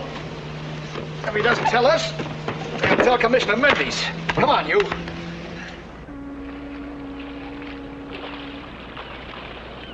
We were so sure we had it made that Nancy went to cable the good news in code to her partner, Vince Rica. Rest assured, my friends, we shall catch the other conspirator also. So, even though you found no dolphins, you did find a treasure. Only a part of it. I'm sorry that we misled you, Senor Mendes. In a good cause. Perhaps it may benefit the poor fishermen of San Carlos. Oh, I'm afraid not. The treasure happens to be counterfeit. You're joking. No, you see, the money was manufactured by the Nazis. Nobody knew it, of course, not even their paymaster here. Senor, do we have your permission to continue our work? How long will it take? Oh, the wreck is scattered over a wide area. I'd say, a week or more, maybe. These next few days usually are the best in the year for our fishermen. Oh, well, we wouldn't want your fishermen to suffer without compensation. Oh, no, Senor Nelson. Already you have been too generous. No, please. Well, is there anything else we can do? I don't think so. Oh, wait. There is a brisk market, I am told, for unusual war documents. You may find some such curiosities in the wreckage. If so, the proceeds might bring great benefits. To the emergency fund? Exactly. Well, I don't know if we'll find anything like that down there, but... But if you do, you will make them available, huh? Oh, certainly. We want to do everything that we can to help the fund. Thank you, Senor. Senorita. The next morning, we went down to work again.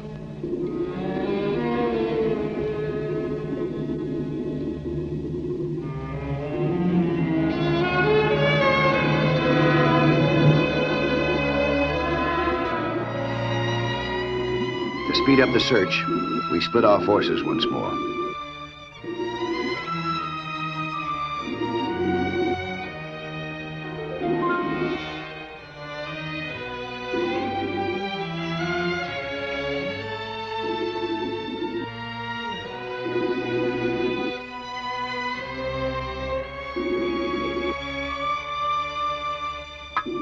Perhaps it was a woman's intuition. Once again, she found something before I did.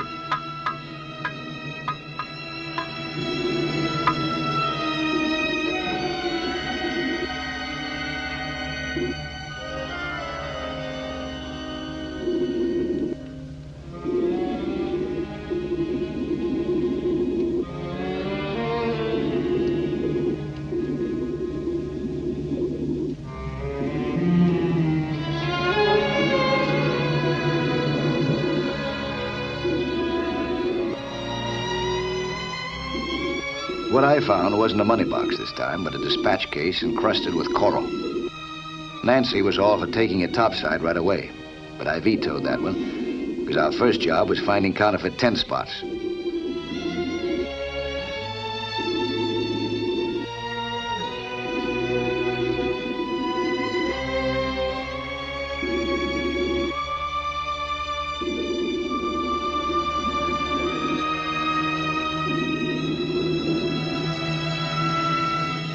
So I stashed the dispatch case for a later pickup. Nancy seemed to want to surface in a hurry.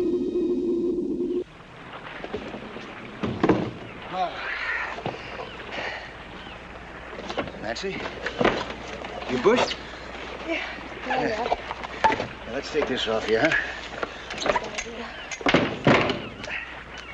You sit down. Thank you.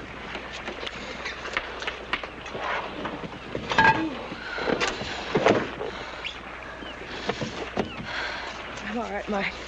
Just give me a few minutes rest. Okay. By that time, I'll be up again. With the dispatch case, please. Yeah, personal favor to you.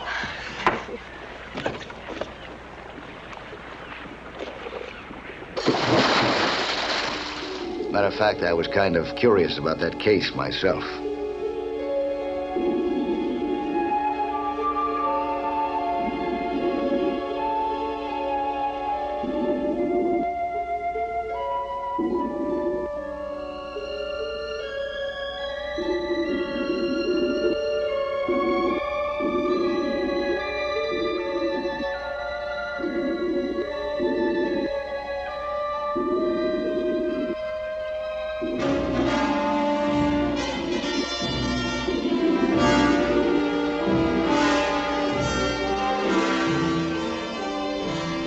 Apparently, there were others who were curious about that case, too.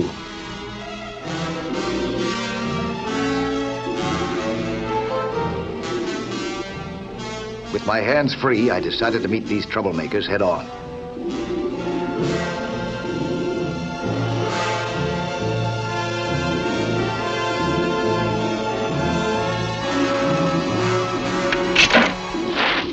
As soon as his spear missed, one of them beat a fast retreat. That gave me better odds with the other fella.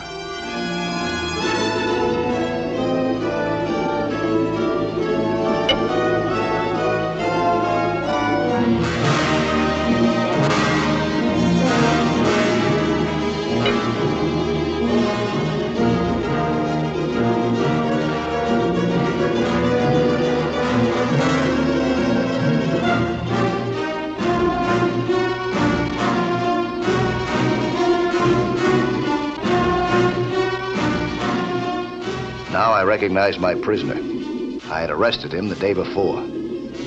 What was going on?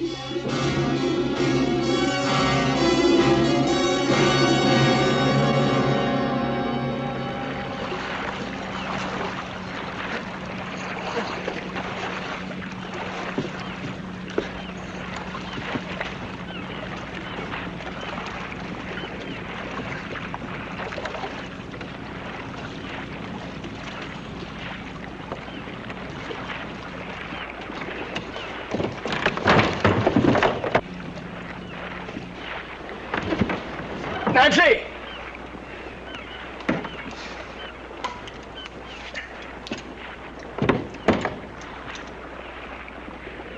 Hey, Nancy!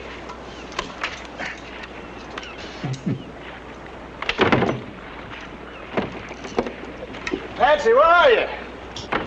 In here, Senor Nelson. She's my prisoner. I will take the dispatch case, please. So you were the Nazi paymaster of San Carlos, huh? An outrageous slander. Now put down the case.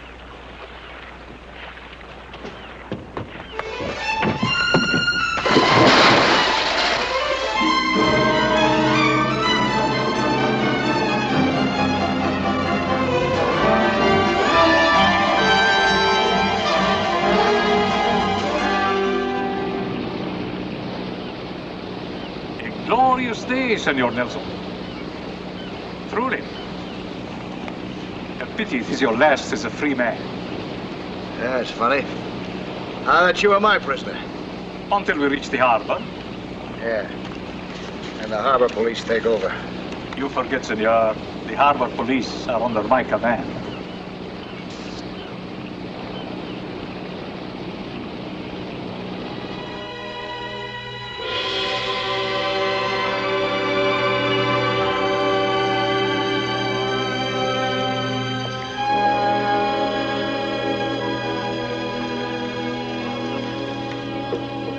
Buenos dias, compañeros.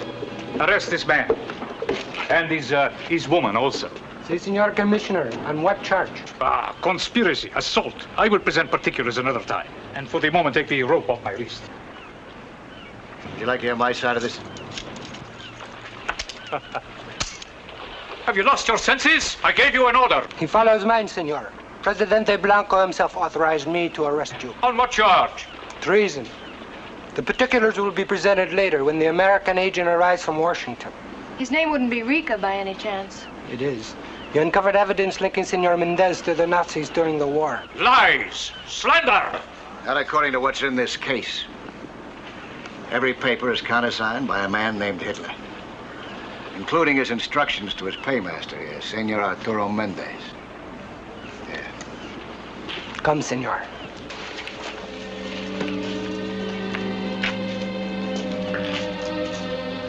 Good work. What do you say, woman? Shall we go down and get the rest of that money before Vince gets here? What's your hurry? I want to get this job over with. I'm on my vacation, remember?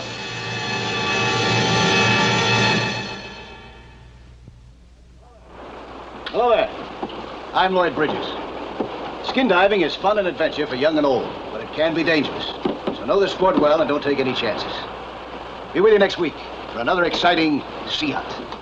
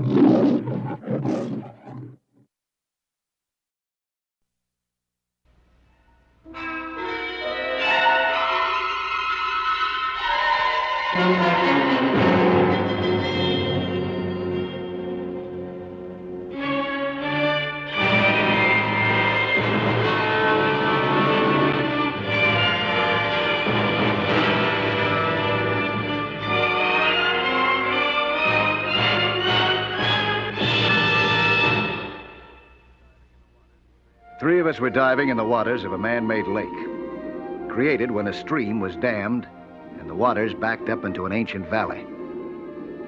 Once this had been mining country, but now the mine shafts were dark recesses where fish lay their eggs. One of my companions was Al Turner. I was training him for the permanent job of underwater maintenance. The other was a young doctor, Tom Stevenson. He was interested in diving as a sport. Turner was at the entrance to the inundated mine when trouble came.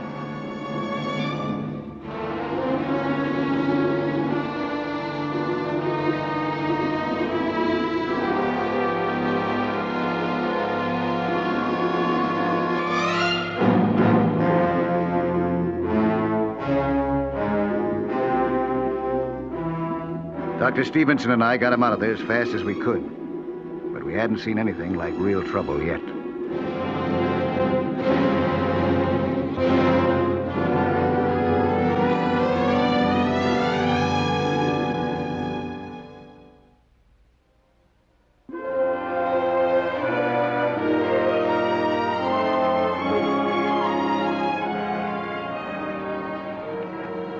Huh? Hey, feeling any better now, Al? Yeah, I guess so. Good thing you got a hard skull, boy. Hey! Hey down there, help! There's been an accident! My little girl! Please help! There's been an accident! My little girl, help! Please!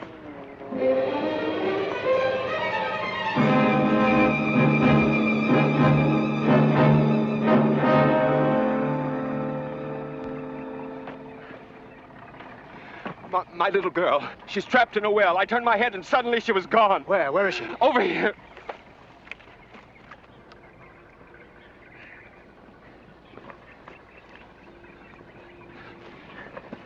Cindy. Cindy, baby. Cindy, can you hear me? Daddy, I can't see. I lost my job. Are you hurt? Where are you, Daddy? I can't see. I'm scared, Daddy. You've got to get her out of there. You've got to. How far down is she? I don't know. It's hard to tell. It might be 100 feet or more. We gotta get some air to her. How long has she been down there? It just happened. Mike, this isn't a well. It's too narrow. Must be an air shaft leading down to one of those old mines. I don't know how long she's going to be able to breathe down there. There's an air compressor in the back of my car. And 100 foot of hose. That ought to do it. I'll bring the car up here. Good now. There's a motel up the highway. We gotta call the police. I'll call them. You've got to get her out. You've It's got going to. help. It's not gonna help. Listen here. You just keep talking to her. You understand? Just keep talking to her, huh? Cindy, remember the time... It's a miracle how people respond to an emergency. In practically no time, it seemed, dozens of volunteer workers had assembled and heavy drilling equipment was at work trying to sink a shaft to reach the trapped child.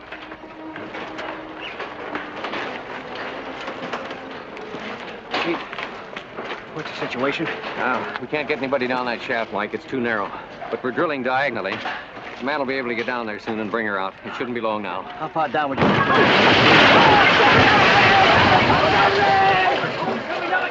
Let me go! Let me go! What are you gonna do? Mike, there isn't anything we can do until we hear from the Geological Institute in Springtown. No, it'll take too long. If we're gonna get her out alive, we gotta act now. Well, there's nothing I'd like better. But until we learn the extent of that damage down there, drilling is out of the question. But this whole cliff would slide down into the lake. She's trapped in an air shaft. Yeah. It's gotta connect that mine tunnel below, huh? I know, Mike, but that mine tunnel is now underwater. I know that. That gives me a chance to do something now. Mike! As I entered the water, I was hopeful. There was no guarantee that Cindy was still alive. But if she were, I was sure that I could get into the old mine shaft toward which she had fallen. The mine entrance wasn't deep. I swam inside. An underwater attempt to locate the child is being made by Mike Nelson, the expert skin diver who helped in the earlier attempt to rescue the little girl. He's trying to get to the air shaft through one of the submerged mines under Fenton's Point.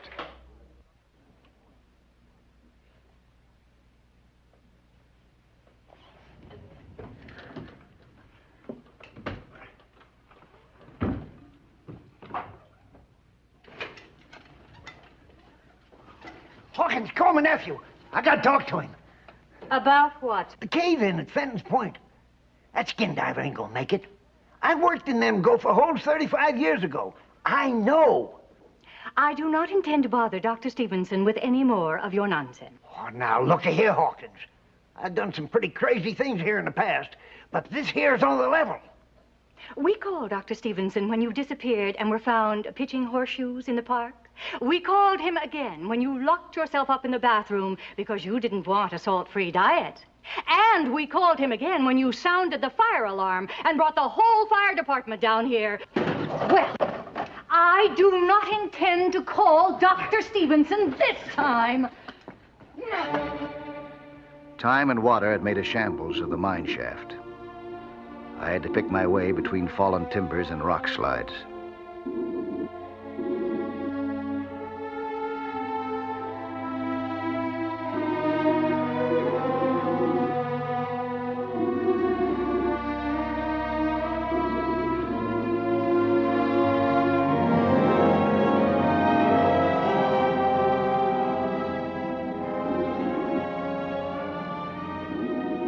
This was the end of the line. The debris blocked the tunnel completely. I could go no further. With sinking heart, I gave up and started back.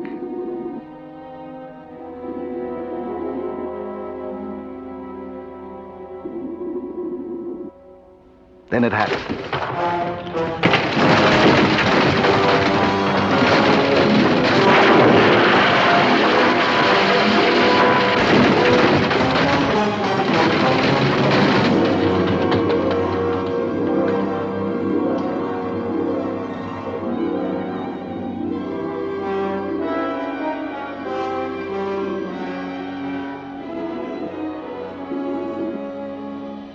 I was trapped.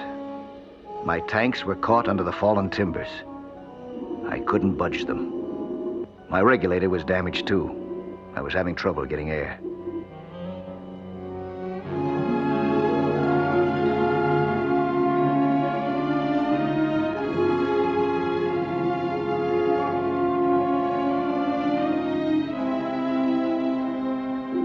I had only one course of action.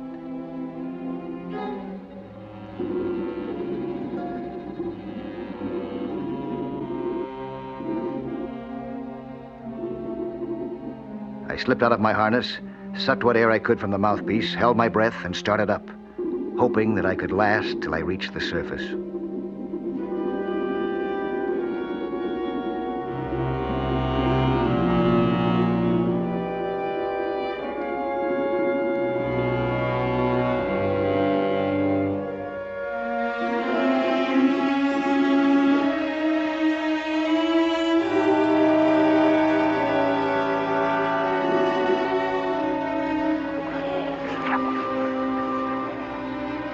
There he is.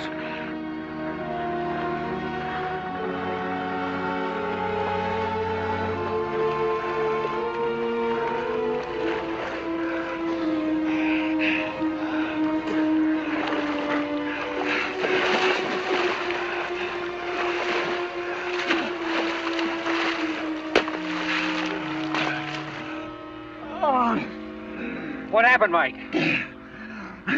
Are you hurt, Mike? What happened to your equipment? I had to ditch it. The tunnel, it caved in. I can't reach her. Well, if you can't reach Cindy, Mike, nobody can. I just got a call from Springtown. Positively no drilling above. I'm afraid that closes the case, Mike.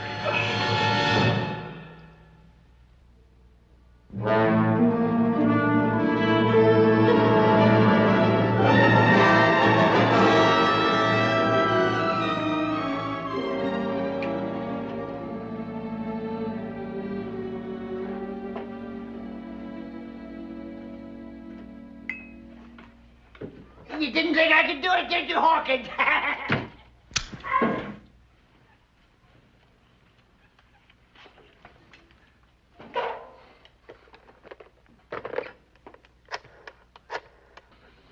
Mike, you did all you could. Forget it. Anybody notified her father yet? No. He's under a mild sedative. There'll be plenty of time to tell him when he wakes up. Here, put this on. Hello, Dr. Stevenson. Who? All right. Yeah, put him through. Hello, Uncle Jim. What's up? Yeah, I was right there when it happened. Skin diver? You mean Mike Nelson? Yeah, I'll say. He just about didn't make it. No, they haven't been able to reach her, Uncle Jim. I think it's just about all over. What do you mean? Where? Well, how could there be? Yeah, all right. Look, Jim, stay where you are. We'll be right over. But this had better be on the level. Yeah. What's up? Well, little Cindy just may have a chance after all. Let's go. You sure about this now? Sure as I can be after 35 years. I got here as soon as I could, Mike. Oh, Uncle Jim has given us a fresh lead. You know Police Chief Pullman, Uncle Jim? Howdy. Hello, Jim. It seems that Jim was one of the early developers of the mine where Cindy is trapped. And, Jim, you mind explaining again, please, huh? Well, like I was telling them, the structure in them cliffs around Stanton's Point is real tricky. Devil Rock, we used to call it. That's how I know that Mike here didn't have no chance. Here, looky here.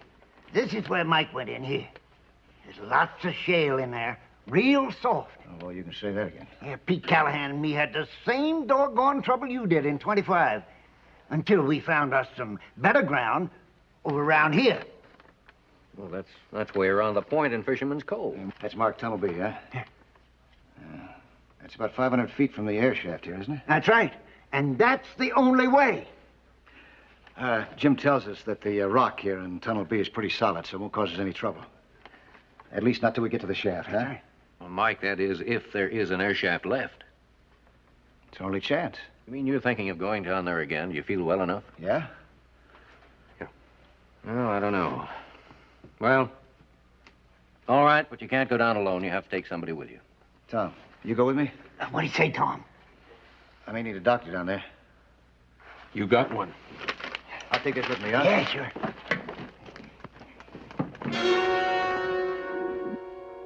"20 minutes later, Tom and I were in the water at Fisherman's Cove.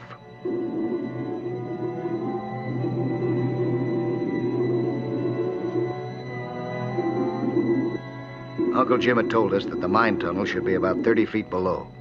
It was.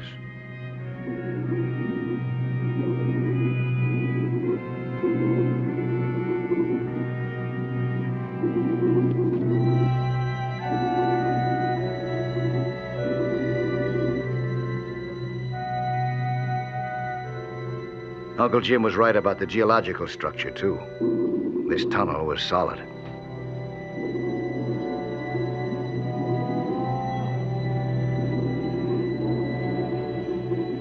A couple of 100 feet inside, I started looking toward the surface. That's where Uncle Jim had promised that the tunnel, slanting upward, would bring us to a dry spot.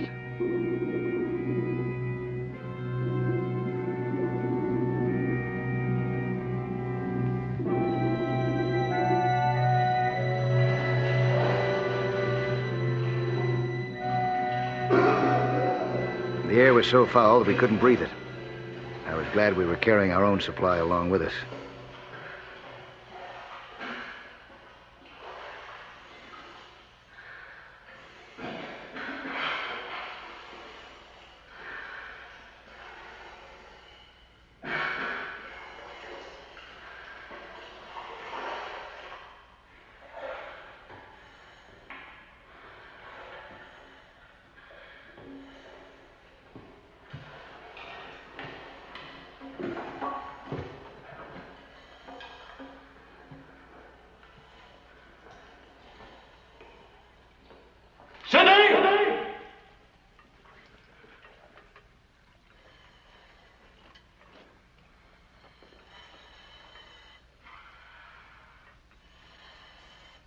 Cindy! Cindy!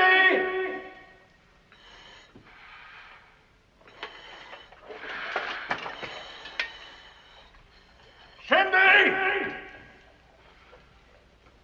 Cindy! It's the end of the line, Mike. Check that wall back there. But be careful. We don't want to stir any cave-ins.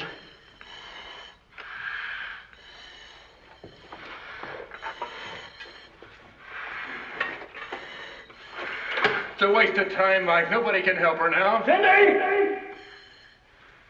Cindy! Cindy! Mike, let's go. We'll never get out of here. No, we can't go. Gotta find her. Cindy! Cindy! Cindy! Cindy's dead. I'm a doctor, and I'm used to facing facts, Mike. Haven't you ever operated on a patient you thought was dying? You kept working, you didn't give up? He lived? Mm-hmm. But I know a dead one when I see one. I'm leaving.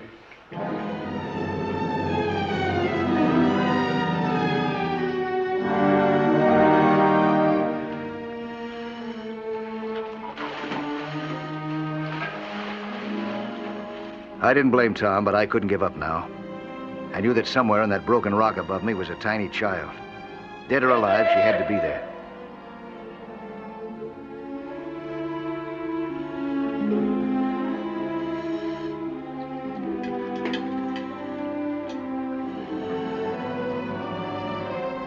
Cindy! I kept calling for Cindy. The air shaft into which she had fallen should have ended in the tunnel here. But there was no sign of an air shaft. Nothing but tumbled rock and broken dirt.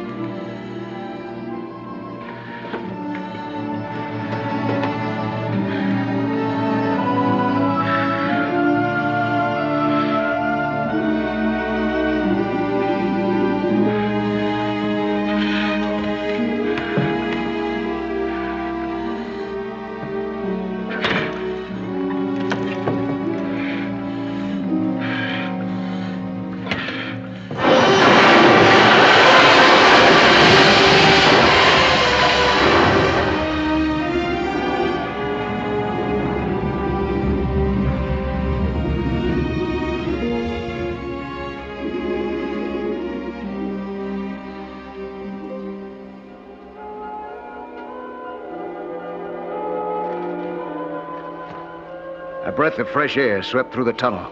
I knew the shaft to the surface was open. And then I saw it. Cindy! Cindy? Cindy, you're gonna be all right now. Sweetie, I'm afraid of your dad. I'm gonna get you out of here. You hear me, sweetie? Now listen, sweetie. I'm gonna go get some help.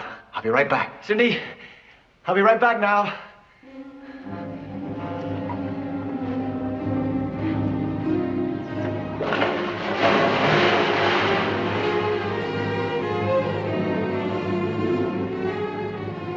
I needed Tom. Cindy seemed to be in a state of shock. She might be seriously injured. She was out of my reach, too. I needed help to climb to her.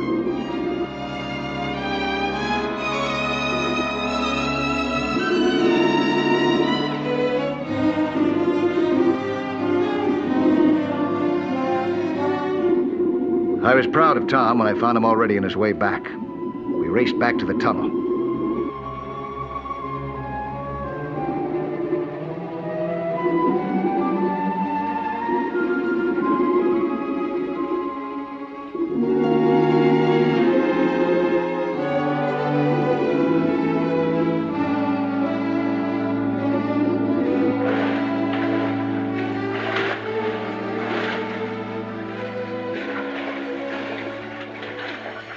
I found her.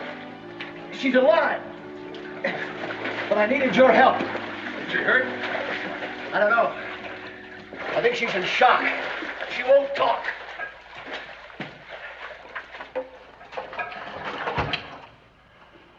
Hey, sweetie. Told you you'd be back, huh? We're gonna get you out of here now. Come on. Here. Give me that one.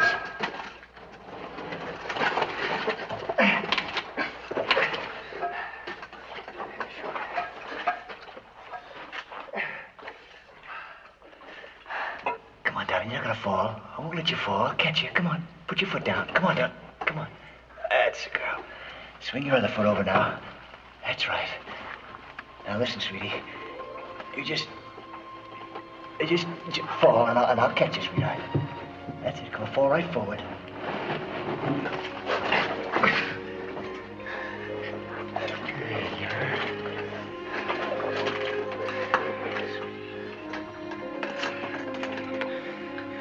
Bring it back to your baby now. Do you hurt anywhere, honey? Cindy.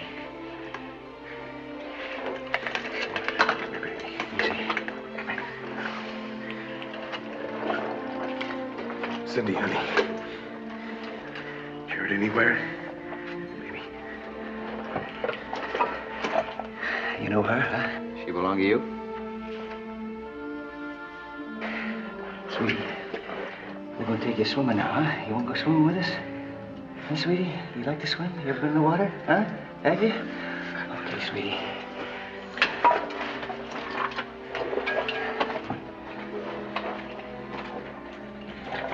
Come on, Tom, bring her here.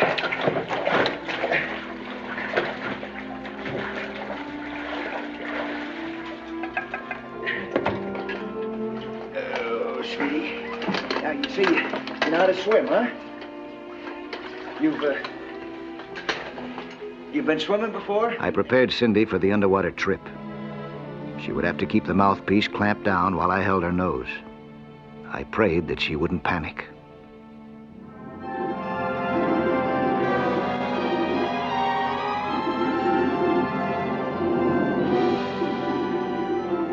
She was a real little soldier.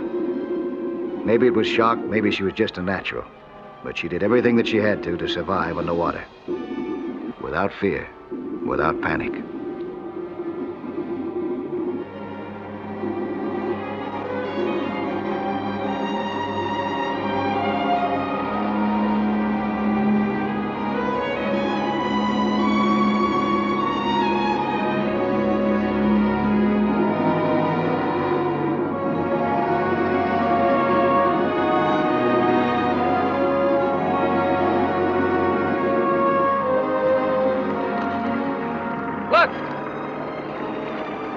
They did it! They got her! They have!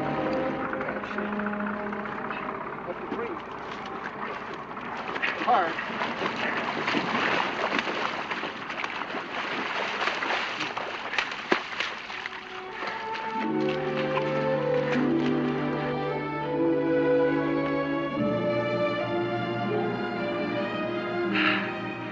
Nothing wrong with her that a few seconds with her daddy won't cure.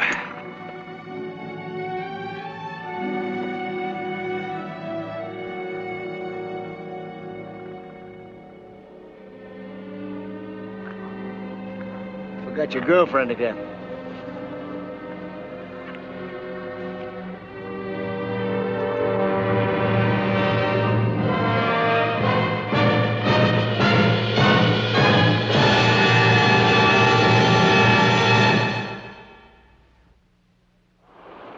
Hello there. I'm Lloyd Bridges. Skin diving is fun and adventure for young and old, but it can be dangerous. So know the sport well and don't take any chances. Be with you next week for another exciting sea hunt.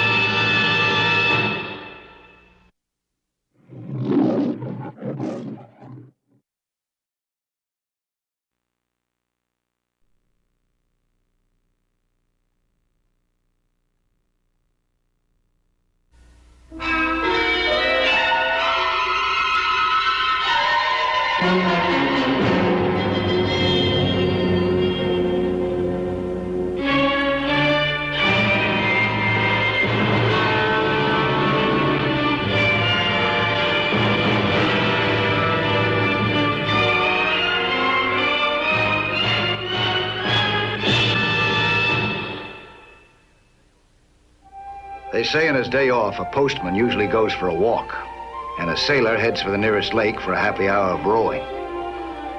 My name is Mike Nelson. I'm a professional diver. Day off, what could be more natural for me than to go swimming? Of course, there's some things that make swimming more attractive at one time than at another. At this particular moment, and in this particular place, all seemed right with the world.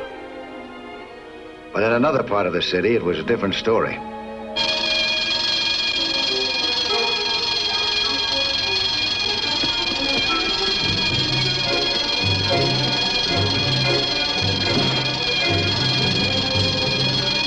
The burglar alarm at the jewelry store automatically alerted the police. In a few seconds, all available units were converging on the area, while a desperate boy looked frantically for some means of escape. And the escape that he selected, a storm drain, put both of us in a very tight spot.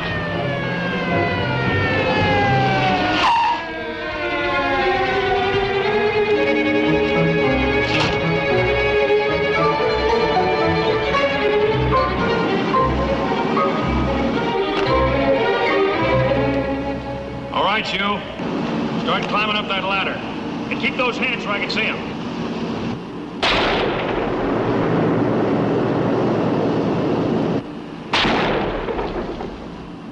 Now look, mister. That's a storm drain you're in. You can come out and surrender or drown. Take your choice.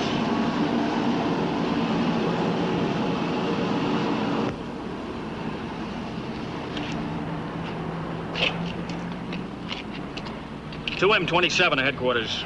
Headquarters by. We've got a robbery suspect trapped in a storm drain on Park near Willoughby. Better check and see where this drain goes. See sort of a chance of him getting out somewhere along the line. 10-4. A few minutes later, I received an emergency call from my old friend Cy Baker, Superintendent of Public Works. Cy knows everything there is to know about the city storm drains, and he knew that the young fugitive was in more than one kind of trouble. A police car rushed me to another opening in the storm drain. It was the last opening before the ocean.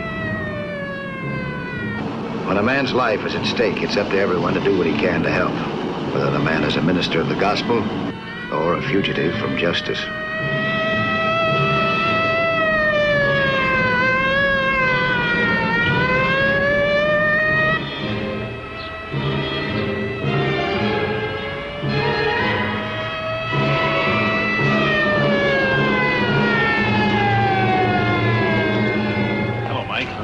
I brought this map along to give you a clear picture of what goes.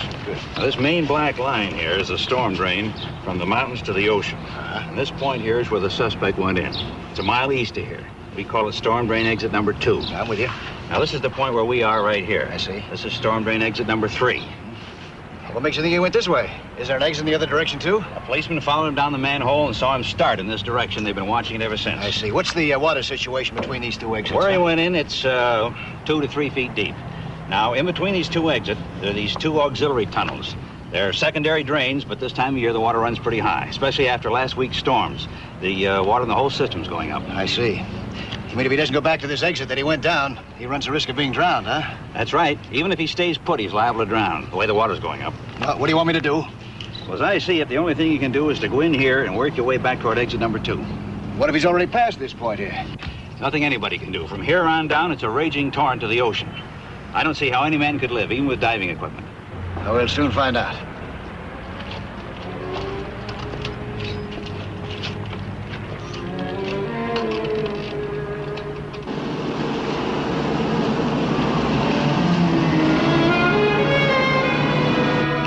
I don't know what the current's like down there. It might be pretty fast. If I go down the other exit, exit number 2, the one the fellow went down, I might frighten him into deeper water. That's right. Might be tough to catch up with him before he passes this point, too. Well, I'll see you later, boy.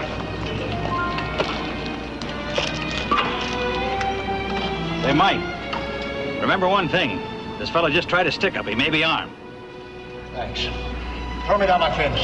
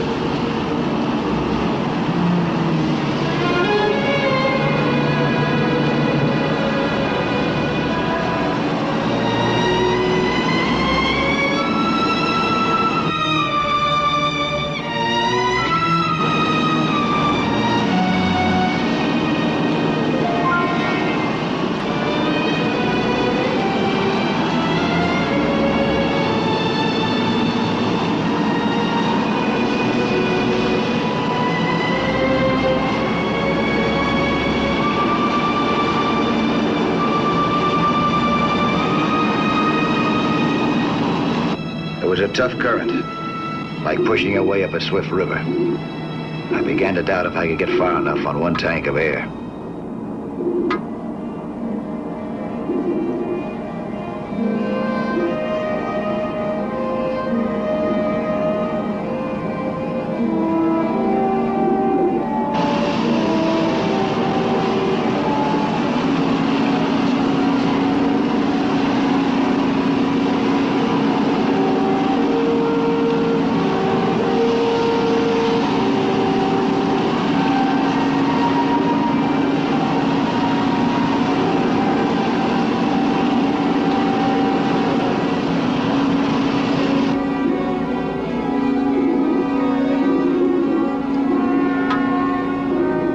It was hard to tell how much progress I'd made in the tunnel.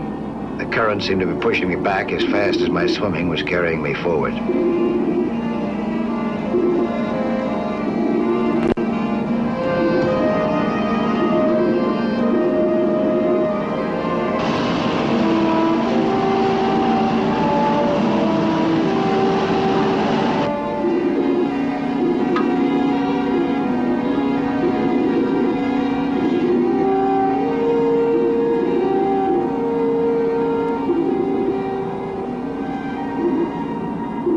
I was sure that I would have to go much farther before I'd get out of the strong current. I was using too much time. I'd never make it without more air. There was only one thing to do. Go back up exit number 3 and try to reach him from exit number 2 with fresh air tanks. I couldn't understand how the fugitive had escaped being swept down toward number 3 exit, unless he'd already been carried past it. If so, no one could do anything for him.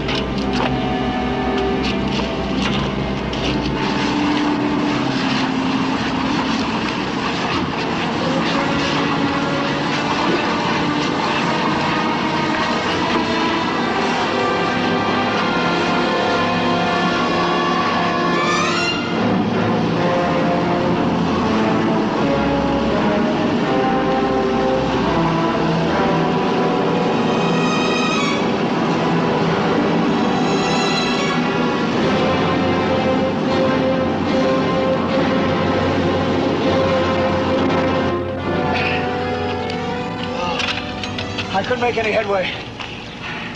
Here. I better try the other exit. Exit number 2. You said yourself you might scare him in deeper water. Yeah. But that drain is filled up to the top now. A man will never be able to get here without a tank in his back.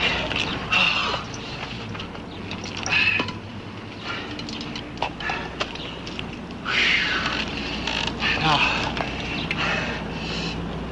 when I get to the other exit, exit number 2, if I get to him and if he's still alive, I'll have to take him up the other exit. We'll never be able to manage to get to this one together.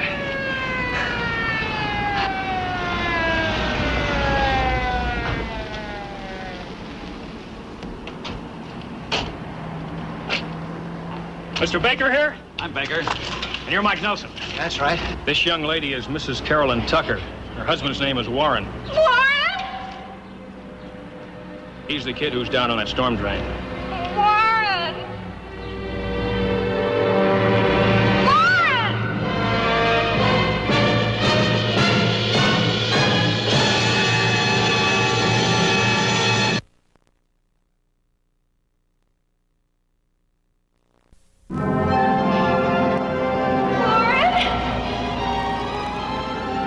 I'd assumed that the man in the storm drain was an adult, so I was quite surprised when I saw his wife, A kid who couldn't have been more than 17. I wondered if he was any older. Gotta get him out of there, love. I know we can work things out somehow. If only we can get Warren out of there alive. I'm going to try another exit. I'll swim with the current. You understand? I can get him that way. Come on, let's try. Can I come? What do you say? Yeah, bring her along. You come with me.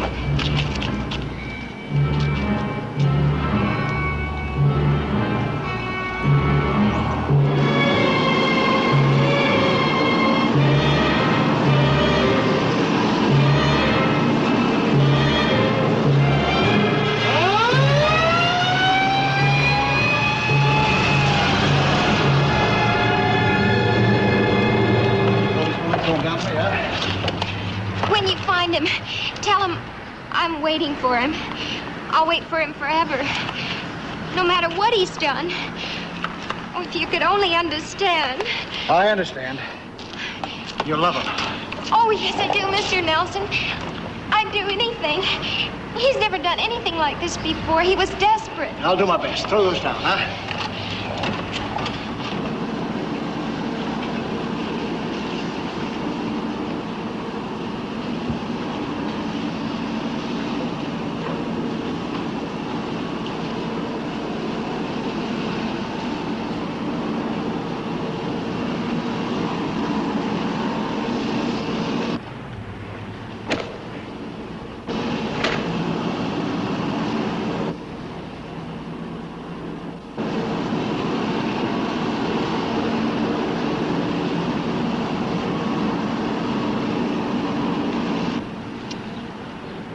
Might take him quite a while, Mrs. Tucker. I think you'd be more comfortable waiting in the car.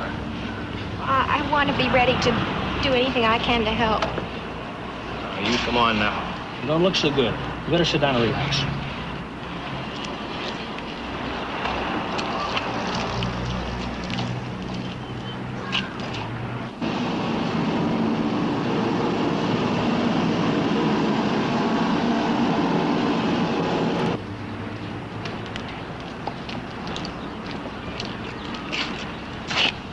How is she?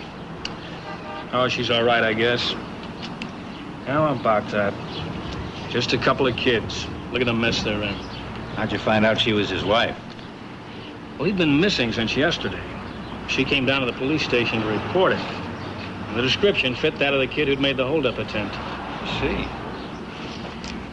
He had his picture with her. We sent it over to the jewelry store. 3 witnesses identified him without hesitation. Did you say hold-up attempt? Yeah, he didn't get a thing. He walked up to the counter and pushed across a note that said, I've got a gun. Give me $100 or I'll shoot. And the clerk hit the alarm and dropped down out of sight, and the kid ran off. Did he have a gun? Well, if he did, he didn't use it. No one saw a gun. The water kept getting higher. There was still no sign of Warren Tucker. I kept thinking about his wife, hardly more than a child. It was heartbreaking.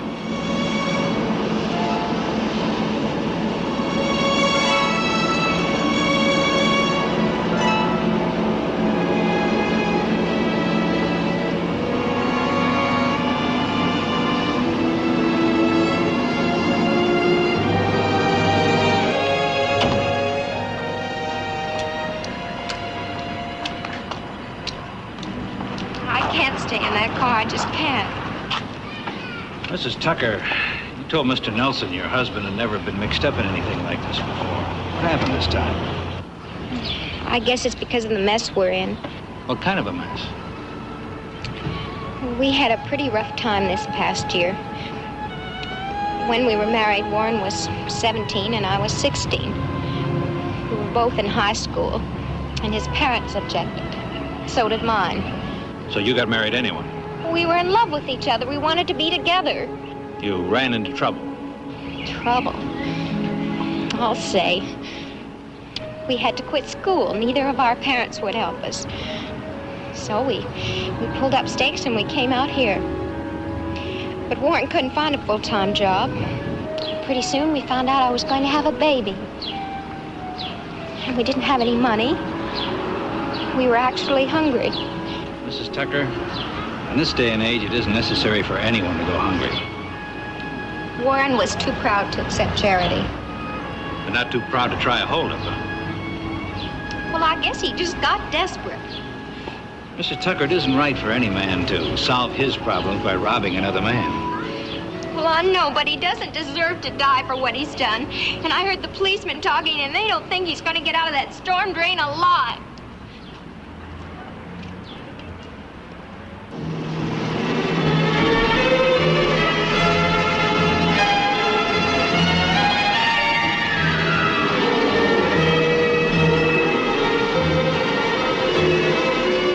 I felt a new pull in the water. It seemed to indicate that I was getting close to one of the secondary drains.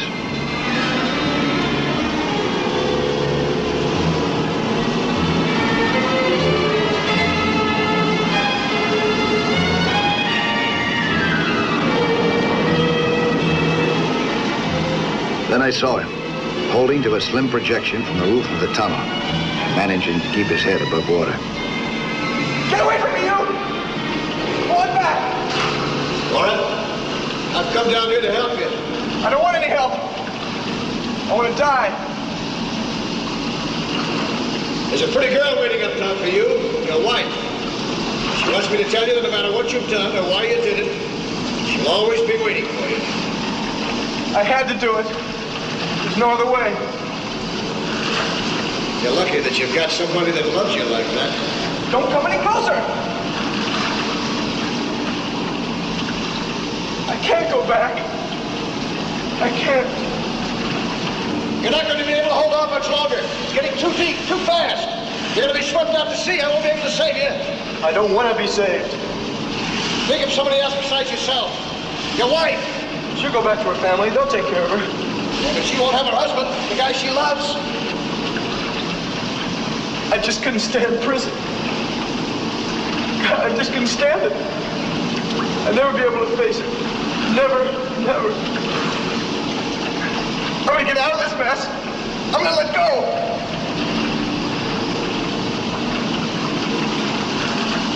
Go ahead. What are you waiting for? I can't.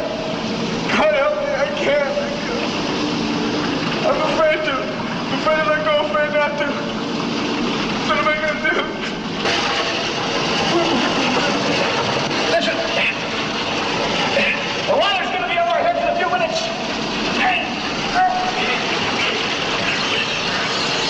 You ever use one of these? No. Well, you're gonna have to use one now. You want to get out of here alive. I only have one tank, so we're gonna have to share it. You get your air through this mouthpiece. We're gonna have to do what you call bunny breathing.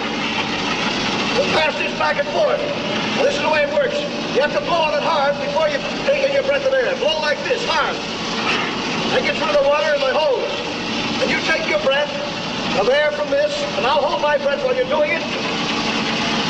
And then I'll take it from you. I'll take my breath of air from it. You hold yours. You understand? It's been so long. So long. Oh, please.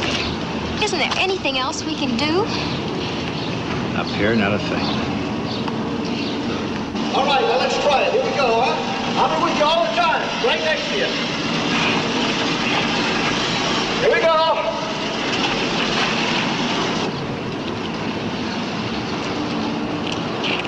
Water's getting higher every minute. Is there any way you can block it off? No, there isn't. If there had been, I'd have had it done a long time ago. What can we do? Nothing. Just a round, fat nothing. The water had already risen over our heads.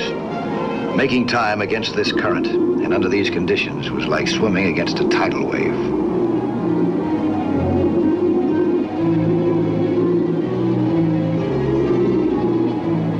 How far were we from the drain exit, or even from shallow water? I didn't know, and what's more, I didn't want to think about it.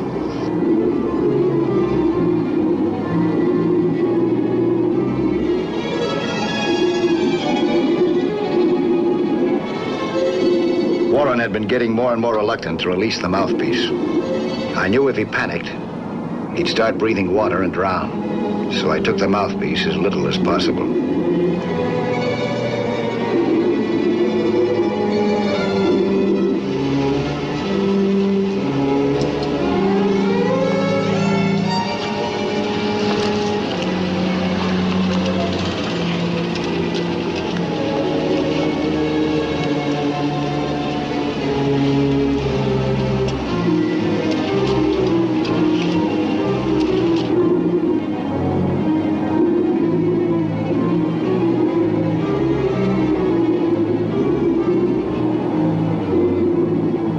very close to the opening now, but the situation was getting out of control. Our buddy breathing was using up the air fast. I knew that it was getting low, and having to fight him for every breath was using up precious time and energy.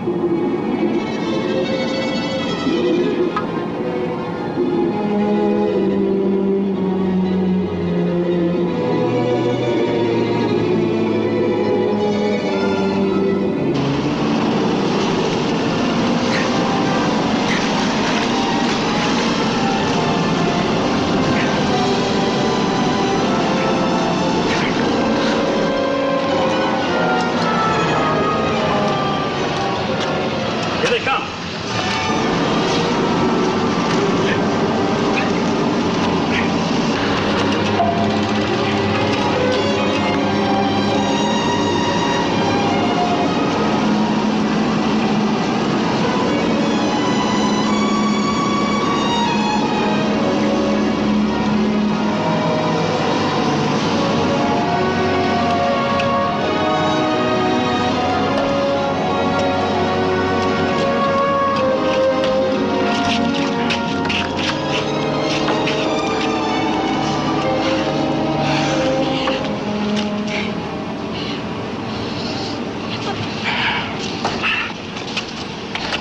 Took you long enough.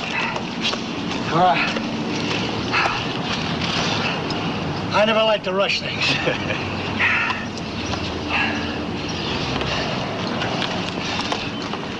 I'm sorry.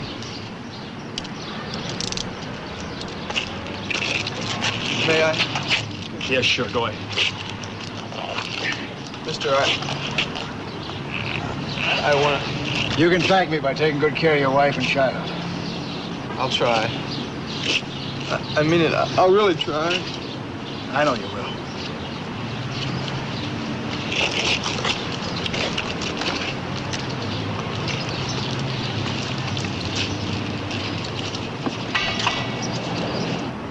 What do you think they'll do with him? It's hard telling. He did give himself up, you know. Well, it should make some difference. Got a lot of guts, that kid. The way he swam in the water against the current. A kid like that shouldn't get into the kind of trouble he did. I'll bet he wouldn't if he had somebody to guide him. I know just the guy. Oh. You. You could talk the judge into putting him on probation. Me? Yes, you. Pretty clever, aren't you? Okay, I will.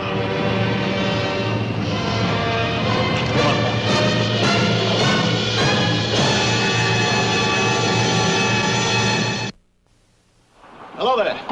I'm Lloyd Bridges. You know, 3/5 of the world is covered by the sea.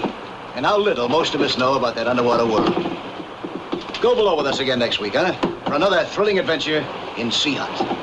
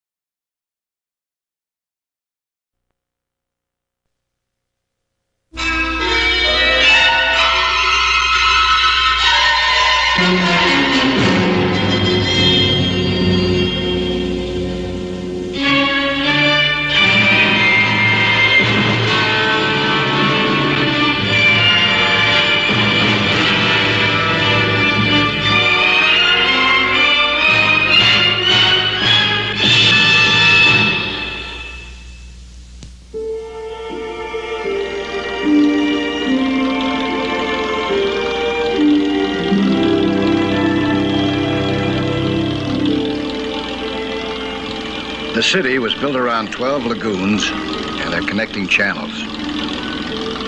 Boats were used for transportation as much as cars, since the people had built their houses at the waterside.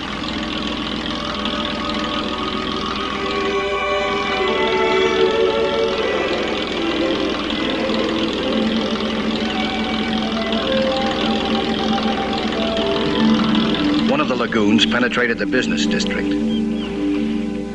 On the morning of September the 12th, a fisherman had dropped his line over one of the embankments. A nervous fisherman. Nervous because at the end of his line there was no hook. There was a plumb bob.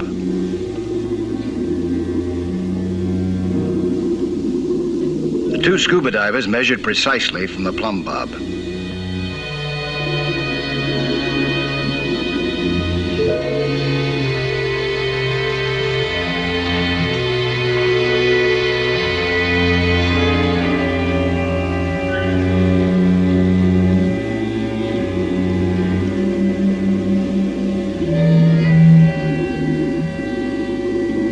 Carefully drew a circle around the measured point. A point directly outside the underground cash vault of the Coast Bank, where the receipts of the town's numerous resort hotels were guarded.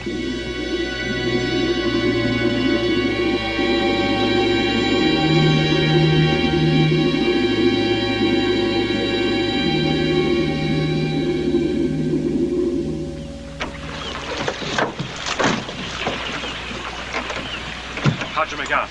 Give me the drawing, I'll show you.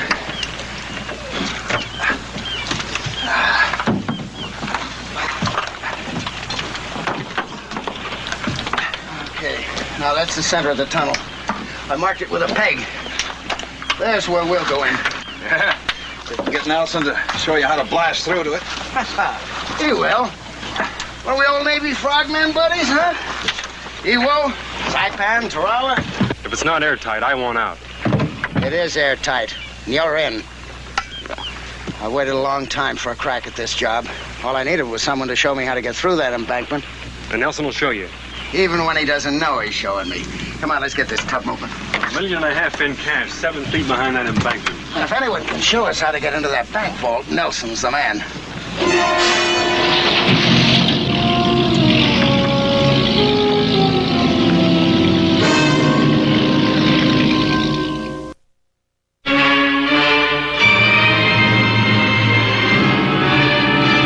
In the middle of the next morning, I'd just come up for a rest period after an hour's dive.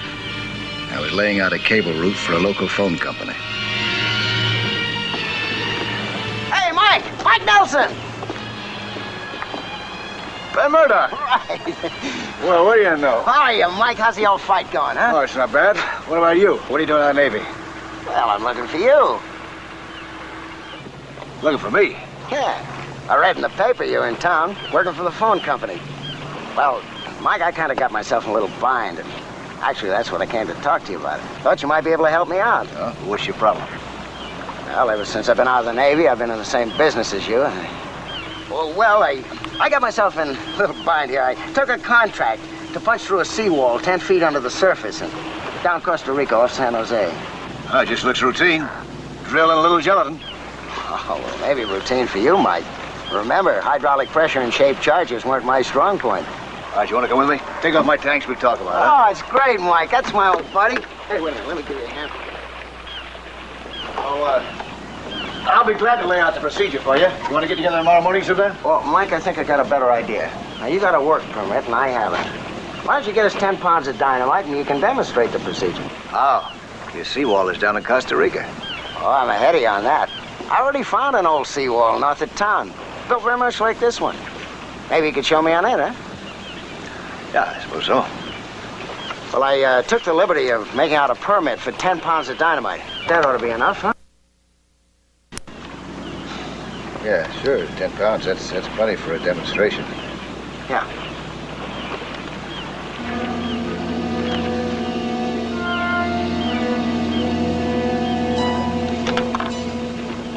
You never know it's a 10. That'll get you 70 pounds without any questions. Great. We'll start 60 pounds aboard, and I'll give Nelson the other 10. And I'll take him over to the old seawall in the morning. The next morning, Murdoch and I were at an old seawall north of town. The air compressor was needed to power an underwater jackhammer. The first phase of the operation was to breach the face of the concrete wall. At spaced intervals, I marked the places to drill holes about an inch in diameter.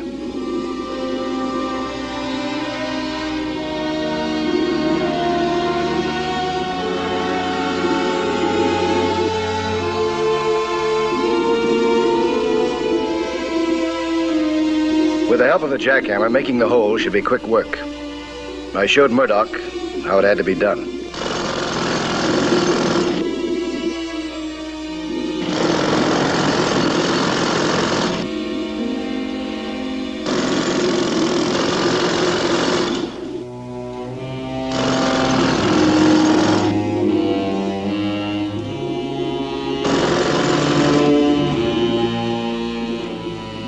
After drilling a few sample holes, I turned the jackhammer over to Murdoch to see whether he could handle it. He'd been paying very close attention. He had the idea.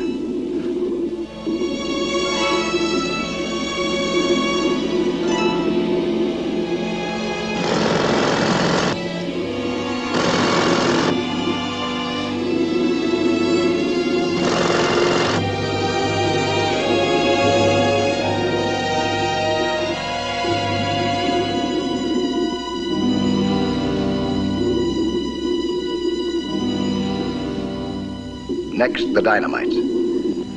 The short sticks were already wired and capped.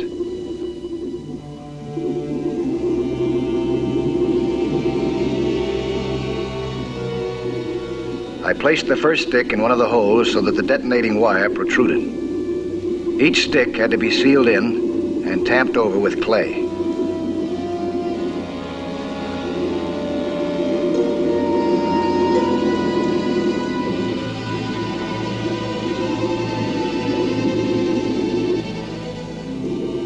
Again, I indicated to Murdoch to duplicate the operation. He was a very willing pupil.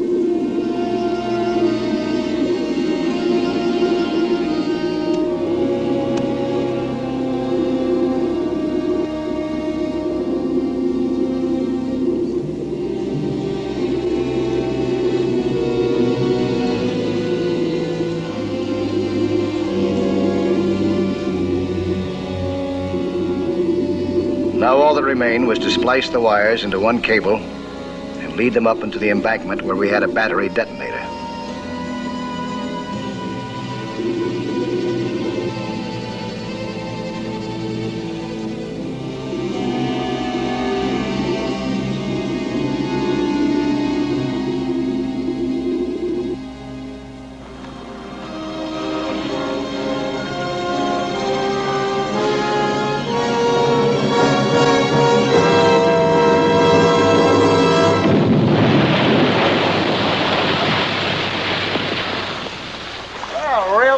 Wasn't it?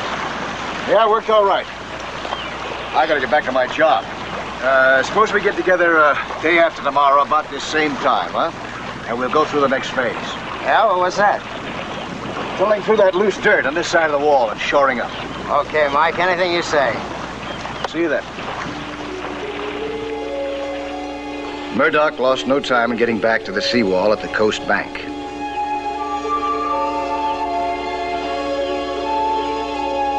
In 2 hours of work the next day, he completed preparations to breach the face of the wall. The dynamite charges were wired and ready to explode.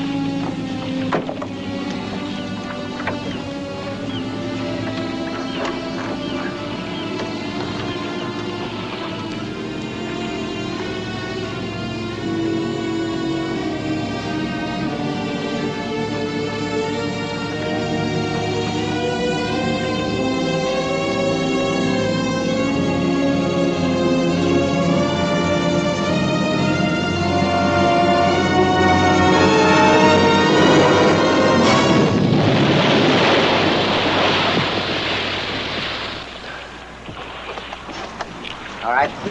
Let's go see what happened. Murdoch had been a star student. The concrete wall was perfectly blasted, exposing the soft earth of the embankment itself.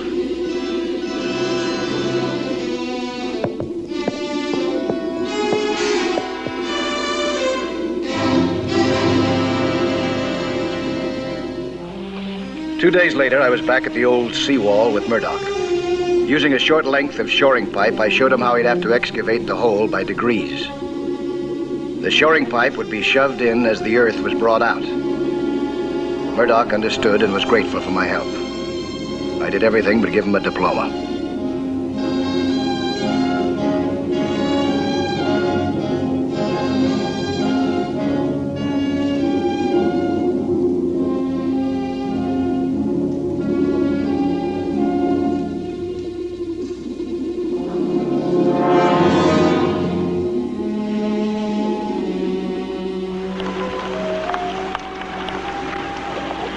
The only difference in your job will be that you'll have to tunnel further and use a longer drill. I can't think enough, Mike. When I get paid, there'll be a little bonus. Ah, forget that. Just see that you do a good job in Costa Rica. On the following Friday, I'd half completed my work for the phone company. That was the day my old buddy feeling for Murdoch went sour. Nelson? Yeah, that's right. I'm Wayland, State Inspector Explosives. Oh, well, nice to know you. What can I do for you? Well, not much, to tell the truth. I was in the neighborhood, so I thought I'd drop by. See how you were doing with all that gelatin you bought the other day. Wait a minute, all that 10 pounds? 10? I thought it was 70. Ah, just 10.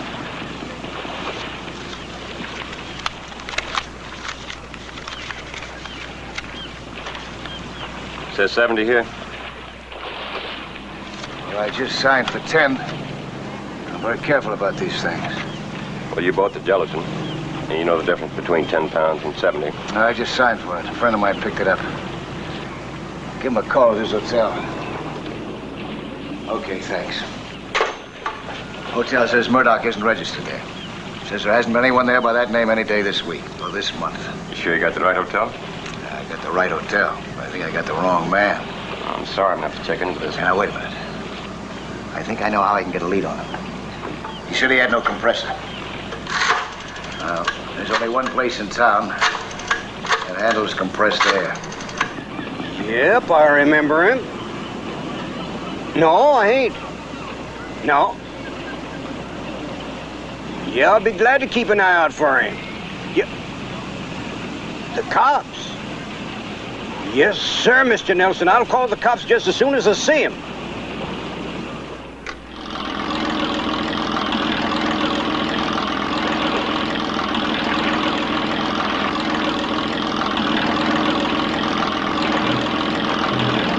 Murdoch needed no more help from me. He was towing a length of shoring pipe toward the seawall alongside the coast bank. It would reach from open water through the embankment to the wall of the bank vault itself.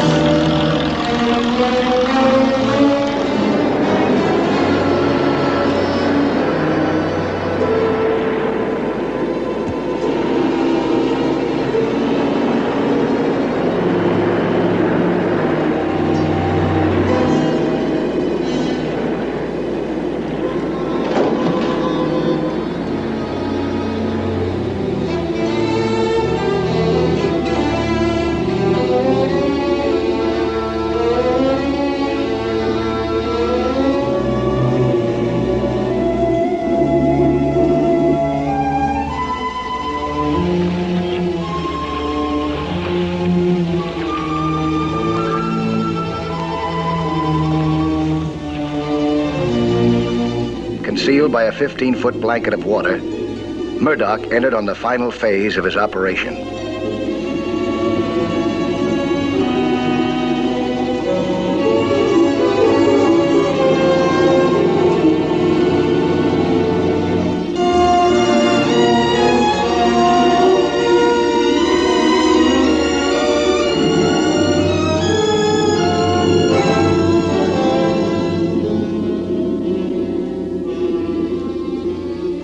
same day, when I surfaced for a breather from my own work, I found a police officer waiting for me. I got a make on your friend Murdoch. He served time. The Costa Rican government's never heard of him. My friend, huh? Yeah, fine friend. He got 60 pounds of dynamite out of you. How about that? Headquarters to 356. 356, bye. On missing dynamite, John Harkins, 148th Street on South Lagoon, has information for you. Proceeding to Harkins Dock, 10-4. 10-4. At the other end of the shoring pipe, Murdoch had set his final dynamite charges. This time to blast through the wall of the bank vault.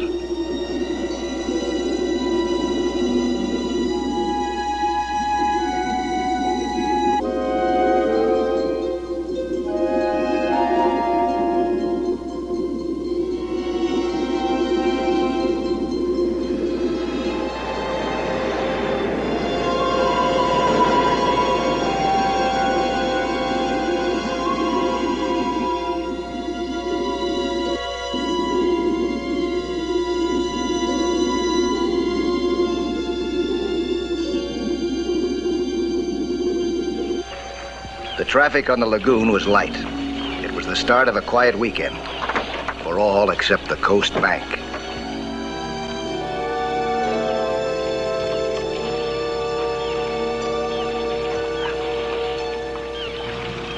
Saw him, Sergeant. I saw him, I did.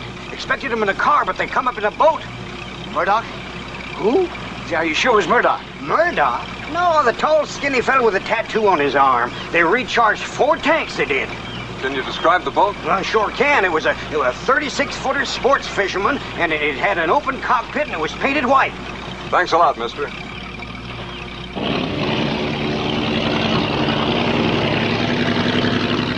Now we knew that Murdoch was somewhere in the area. The police officer radioed a description of the wanted boat to headquarters. A general alarm to search the lagoons of the city was sent out. It's nice of the bank people to give the help Saturday off. You sure there's not going to be any noise? Oh, it wasn't last time you were here. Anyhow, if there should be a hell of a blow, all we have to do is drop this stuff over the side and let it float away. Yeah. Shall we play bank night? Murdoch chose a moment when no other boats were near.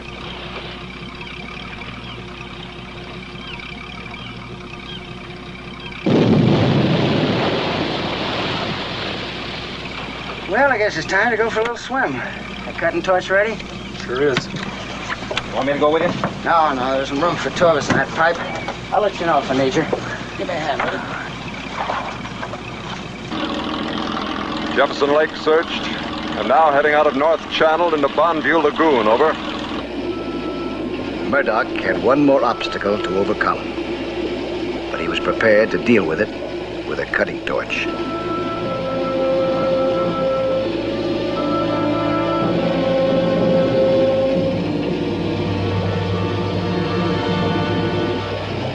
Although the dynamite blast had knocked a hole through the wall of the vault, the steel reinforcing bars still had to be cut. The torch took care of them very easily. The vault was flooded, but otherwise undamaged.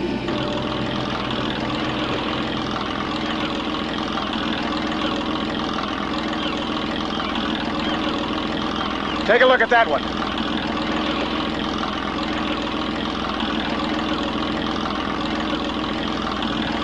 Could be. Let's have a look.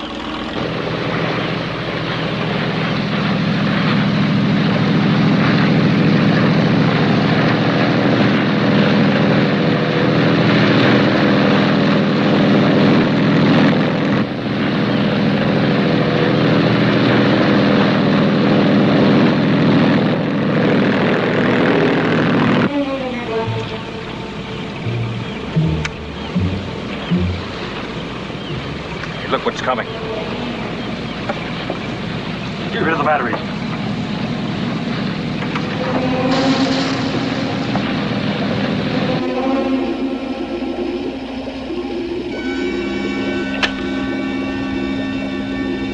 Who else you got on board? Well, just the 2 of us, Sergeant. This your boat? Nobody else's. I'm coming about. Follow me into shore. My pleasure, Sergeant. What's it all about? Just follow me. Hold it. What's the matter? You see that embankment? What about it? I got an idea. I don't know what you're talking about, Mike. Hey, they're getting out of here. I'm going. So am I.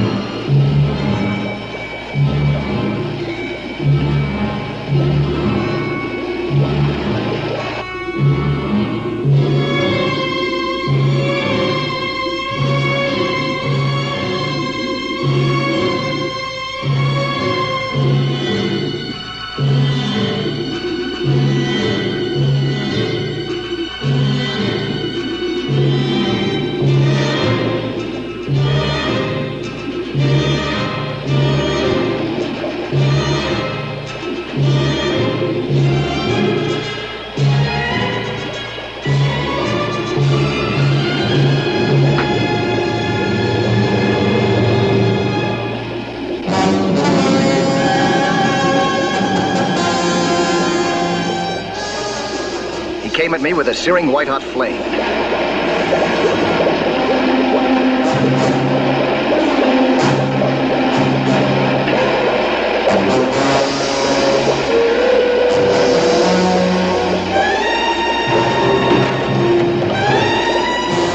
I disarmed the torch by pinching off the gas mixture that fed the flame. The torch went out. Then it was knives.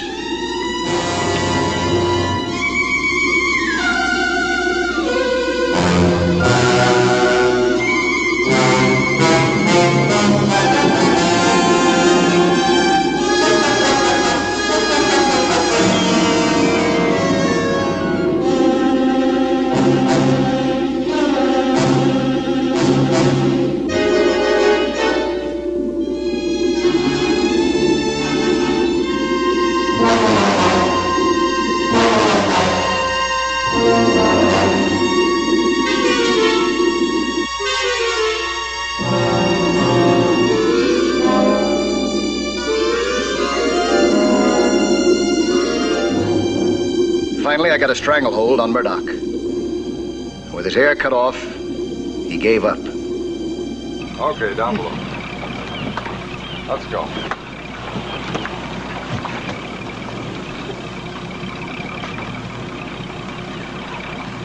I'm going to take in the boat as well as these suspects. Drop me off in the bank on your way. What for?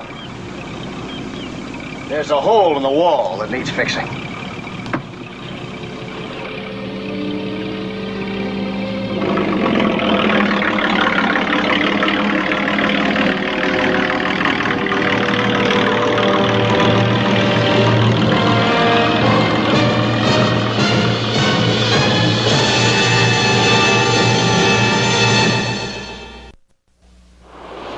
Hello there. I'm Lloyd Bridges. Skin diving is fun and adventure for young and old, but it can be dangerous. So know the sport well and don't take any chances. Be with you next week for another exciting sea hunt.